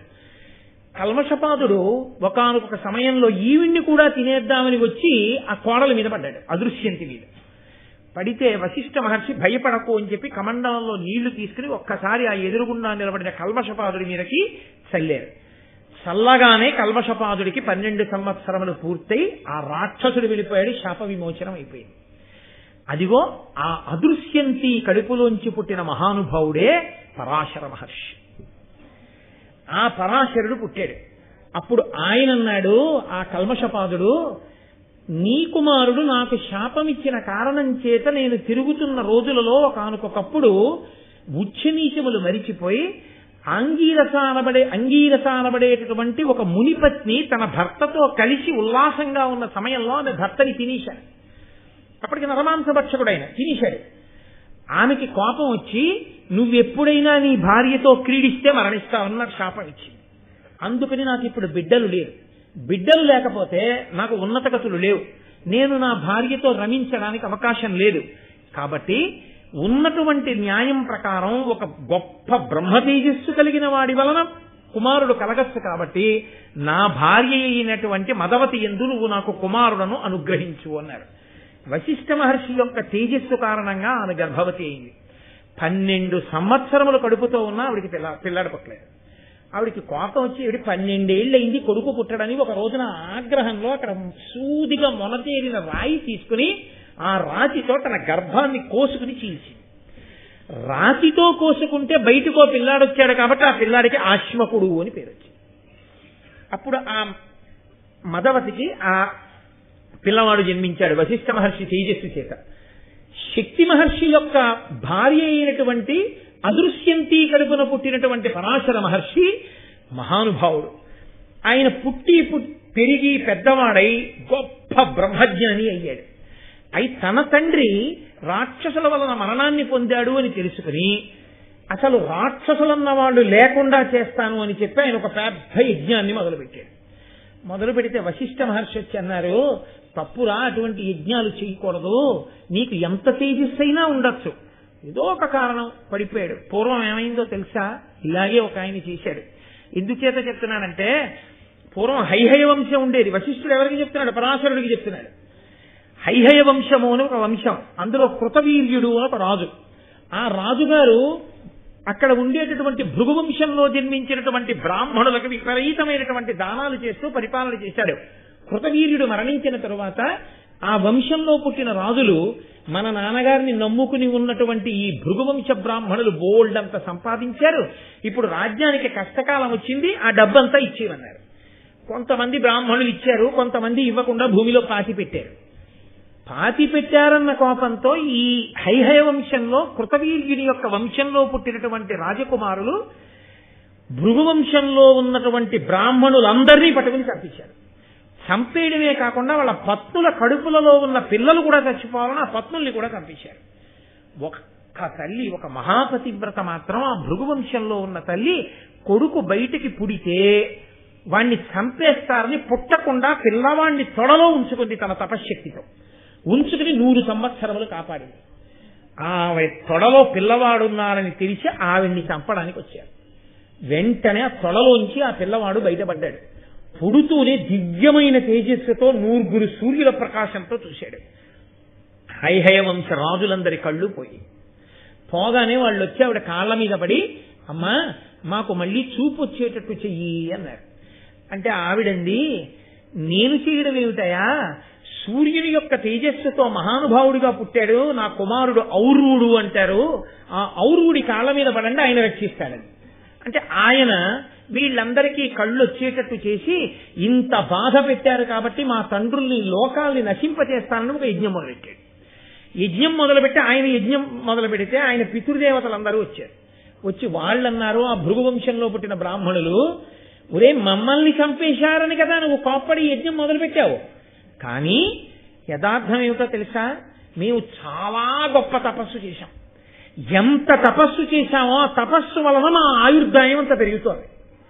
మాకు వైరాగ్యం వచ్చింది, ఈ శరీరం పడిపోతే బాగుండనిపించింది, మా తపస్సుకి ఆయుర్దాయం పెరుగుతోంది. మమ్మల్ని మేం చంపుకుంటే ఆత్మహత్య, ఎలాగో అలా ఈ శరీరం వదిలేద్దామని రాజు ద్రవ్యం అడిగినా మాకు దాని మీద ఆసక్తి లేకపోయినా భూమిలో దాచాం. ఆ రాజకుమారులు వచ్చి ఆ కోప కారణం చేత మమ్మల్ని చంపేశారు. అమ్మయ్యా అని మేము శరీరాలు విడిచిపెట్టి ఊర్ధ్వలోకాలకు వెళ్ళిపోయాం. వాళ్ళ వలన తప్పేమీ లేదురా, ఎందుకు అనవసరంగా లోకాల్ని పాడు చేస్తానంటావు, కాబట్టి వెంటనే నువ్వు దీన్ని విరమించేసేయి అన్నారు. అంటే ఆయన అన్నాడు, నేను చాలా కోపంతో మొదలుపెట్టాను ఈ యజ్ఞాన్ని, మీకేదో ఆపద జరిగిందని. ఇప్పుడు ఇంత కోపంతో మొదలుపెట్టిన యజ్ఞంలో నేను నా కోపాన్ని ఎక్కడ విడిచిపెట్టను అని అడిగాడు. అదే సామాన్యమైంది కాదు నా కోపం, ఔరుగుడి కోపం అంటే మాటలా, ఎక్కడ విడిచిపెట్టనన్నాడు. నీ యజ్ఞం ఎందుకు మొదలుపెట్టావు, లోకాలని నాశనం చేస్తానండి. లోకాలన్నీ ఎక్కడున్నాయి, నీళ్లల్లో ఉన్నాయి, చతుస్సాగర పర్యంతం కదండి, నీటి మధ్యలో కదా, నీళ్లల్లో ఉన్నాయి. కాబట్టి నువ్వు పని చేయి, నీ కోపాన్ని పట్టుకెళ్లి సముద్రంలో పడాలి అంటే ఆయన కోపాన్ని పైకి తీసి దాన్ని గుర్రం రూపం ఇచ్చి సముద్రంలో పడేశాడు. అది గుర్రం రూపంలో ఉంటూ ఇప్పటికీ సముద్రంలో అగ్నిహోత్రంగా ఉంటుంది. బడబాగ్ని అగ్నిహోత్ర రూపంలో ఉండి సముద్రపు నీటిని తాగుతూ ఉంటుంది ఔరుగుడి కోపం. కాబట్టి ఆ ఔరుగుడంతటి వాడు ఇలాగే పితృదేవతల మీద ప్రేమ అని చెప్పి యజ్ఞం మొదలుపెట్టి మళ్లీ చెప్తే మధ్యలో ఆపేసి అదిగో ఆ కోపాన్ని తీసుకెళ్లి సముద్రంలో పడేశాడు. ఇప్పటికే అది గుర్రం రూపంలో నీళ్లు తాగుతోంది. కాబట్టి నాయన అటువంటి యజ్ఞం చెయ్యకురా అన్నాడు పరాశరుడితోటి.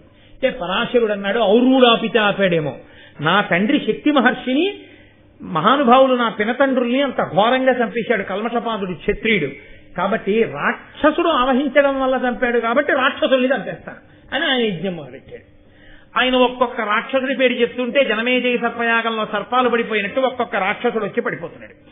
ఇంతమంది రాక్షసులు పడిపోతుంటే ఆ రాక్షస వంశానికి అంతటికీ కూడా పైన నిలబడినటువంటి వాళ్ళు కొంతమంది ఉన్నారు. రావణ బ్రహ్మకి తాతగారు పులస్త్యుడు. ఆ పులస్త్య బ్రహ్మ, పులహుడు, క్రతువు అనబడేటటువంటి 3 మహాపురుషులు కలిసి పరాశరుడు చేస్తున్న యజ్ఞం దగ్గరికి వచ్చారు. ఆ యజ్ఞం దగ్గరికి వచ్చి నిలబడి ఏమయ్యా ఇలాంటి యజ్ఞం చెయ్యొచ్చా కోపంతో? ఇప్పటికే చాలా మంది రాక్షసులు మరణించారు. ఈశ్వర సృష్టిలో వాళ్ళు కూడా అంతర్భాగం. ఎవరో ఒక రాక్షసుడు ఆవహించి చంపాడు అని ఇలా రాక్షస జాతిని చంపకూడదు. అందున బ్రాహ్మణుడి ఏమిటి కోపం? బ్రహ్మజ్ఞానిని విడిచిపెట్టేసేయన్నారు. అంటే ఆయన అన్నాడు, మరి నేను ఇప్పుడు ఈ యాగాగ్నిని ఎక్కడ పడేయను అన్నాడు. అంటే వాళ్ళు అన్నారు, దీన్ని ఎత్తి హిమాలయ పర్వతాల దగ్గర పారాయన్నారు. ఆయన వెంటనే అగ్నిహోత్రాన్ని హిమాలయాల దగ్గరికి విసిరాడు. ఆ అగ్ని పూర్ణాహుతి చేసి యాగం పూర్తయిన అగ్ని కాదు కాబట్టి అది అప్పటి నుంచి ఇప్పటి వరకు హిమాలయాల పక్కన పడి ఉండి అది పర్వదినాలలో మాత్రం తీగల్ని రాళ్లని పొదల్ని తింటూ ఉంటుంది. అది ఇప్పటికీ పరాశర మహర్షి యొక్క పరాశర మహర్షి అసంపూర్ణంగా విడిచిపెట్టిన యాగాగ్ని హిమాలయాల పక్కన పడి ఉంటుంది. ఔర్వుడి యొక్క కోపాగ్ని సముద్రం మధ్యలో గుర్రం రూపంలో పడింది. ఇంతటి మహానుభావులయ్యా వశిష్ఠ మహర్షి అంటే, వశిష్ఠ మహర్షి సంతానం అంటే అలాంటి వాళ్ళు. ఇంకా ఎంతని చెప్పను, చెప్తే దానికి తరగడం అన్నది లేదు. కాబట్టి పురోహితుల వలన మీ వంశంలో వాళ్ళు ఇలా సంతానాల్ని కూడా కన్నారు. పురోహితుడిని ఎదురు పెట్టుకుని అదిగో తపతిని స్వీకరించాడు సంవరణుడు. ఆ తపతి వంశంలో పుట్టాడు, ఆ తపతికి పుట్టాడు కురు. ఆ కురు వంశంలో వచ్చిన వాళ్ళు మీరు, కాబట్టి మీకు కౌరవులని పేరు. కాబట్టి మీకు ఉండద్దు పురోహితుడు. ఇదిగో ఇక్కడే గంగానది పక్కన ఉత్కచము అనబడేటటువంటి ఒక గొప్ప క్షేత్రం ఉంది. ఆ క్షేత్రంలో తపస్సు చేస్తున్నాడు ధౌమ్యుడు అనబడేటటువంటి మహర్షి. ఆయన సామాన్యుడు కాడు. కాబట్టి వెళ్లి ఆయన్ని పురోహితుడుగా వరించండి. ఇంతకీ ఇదంతా ఎందుకు చెప్పాను? పురోహితుడు అన్నవాడు ఎంత ముఖ్యమో అని కదా మొదలెట్టాను మీకు ఈ కథంతా అన్నాడు అంగారపర్ణుడు చిత్రరథుడు. కాబట్టి అదిగో ఉత్కచానికి వెళ్లి ధౌమ్యుణ్ణి పురోహితుడుగా వరించండి. ధౌమ్యుడు పురోహితుడైన తర్వాత నీ కథ ఎంత గొప్పగా తిరుగుతుందో చూడండి. ఏం జరగాలి? పురోహితుడుగా దొరకగానే కథ తిరగాలంటే ద్రౌపదీదేవి భార్య కావాలి, ద్రుపదుడు మామగారు కావాలి. ద్రుపదుడు మామగారు కాగానే హడిలిపోయి ధృతరాష్ట్ర మహారాజు హస్తినాపురానికి పిలిచి రాజ్యం ఇవ్వాలి. ఇంత కథకి ప్రారంభం ఎక్కడా అంటే సరి అయిన పురోహితుడు దొరకడం. అందుకని అర్ధరాత్రి వేళ ఈశ్వరానుగ్రహంతో అంగారపర్ణుడు కనబడి ఇంత కథ నడిస్తే మహాపురుషుల యొక్క జీవితం గురించి వినడానికి అంత అనురక్తితో వశిష్ఠుడి గురించి, ఆ మహానుభావుడైనటువంటి పరాశర మహర్షి గురించి, ఔర్వుడి గురించి, ఆ పాండవులందరూ గబగబా గంగా తీరంలో ఉన్నటువంటి ఉత్కచమన్న క్షేత్రానికి వెళ్లి అక్కడ ధౌమ్యుణ్ణి చూసి ఆయనకి నమస్కారం చేసి, మేము పాండవులం, పాండురాజు పుత్రులం, మాకు పురోహితుడిగా ఉండమని ఆయన్ని వరించారు. ఇప్పుడు పాండవులకు పురోహితుడు దొరికాడు. కాబట్టి శుభములు జరగాలి. ఏం శుభం జరుగుతుందో ఆ చిత్రాలు ఎన్ని తిరిగాయో, ఆ ద్రౌపదీదేవి యొక్క అసలు అద్భుతమేమిటో, 5గురికి భర్తవడం వెనక ఎంత పెద్ద ధర్మరహస్యాలు దాగి ఉన్నాయో రేపటి రోజున మహానుభావుడైన సూతుడు ఆవహించి చెప్పించుగాక అని ఈశ్వరుణ్ణి ప్రార్థన చేస్తూ మంగళాశాసన పరై మదాచార్య పురోగమై సర్వైశ్చ పూర్వైరాచార్యై సత్కృతాయాస్తు మంగళం. మంగళం కోసలేంద్రాయ మహనీయ గుణాత్మనే చక్రవర్తి తనూజాయ సర్వభౌమాయ మంగళం. ఉమా కాంతాయ కాంతాయ కామితార్థ ప్రదాయినే శ్రీగిరీశాయ దేవాయ మలినాథాయ మంగళం. కరచరణకృతం వా కర్మవాక్కాయజం వా శ్రవణనైనజం వా మనసం వాపరాధం విహితమవిహితం వా సర్వమేత్తక్షమస్వ శివ శివ కరుణాబ్ధే శ్రీ మహాదేవ శంభో. సర్వం శ్రీ ఉమామహేశ్వర బ్రహ్మార్పణమస్తు. స్వస్తి.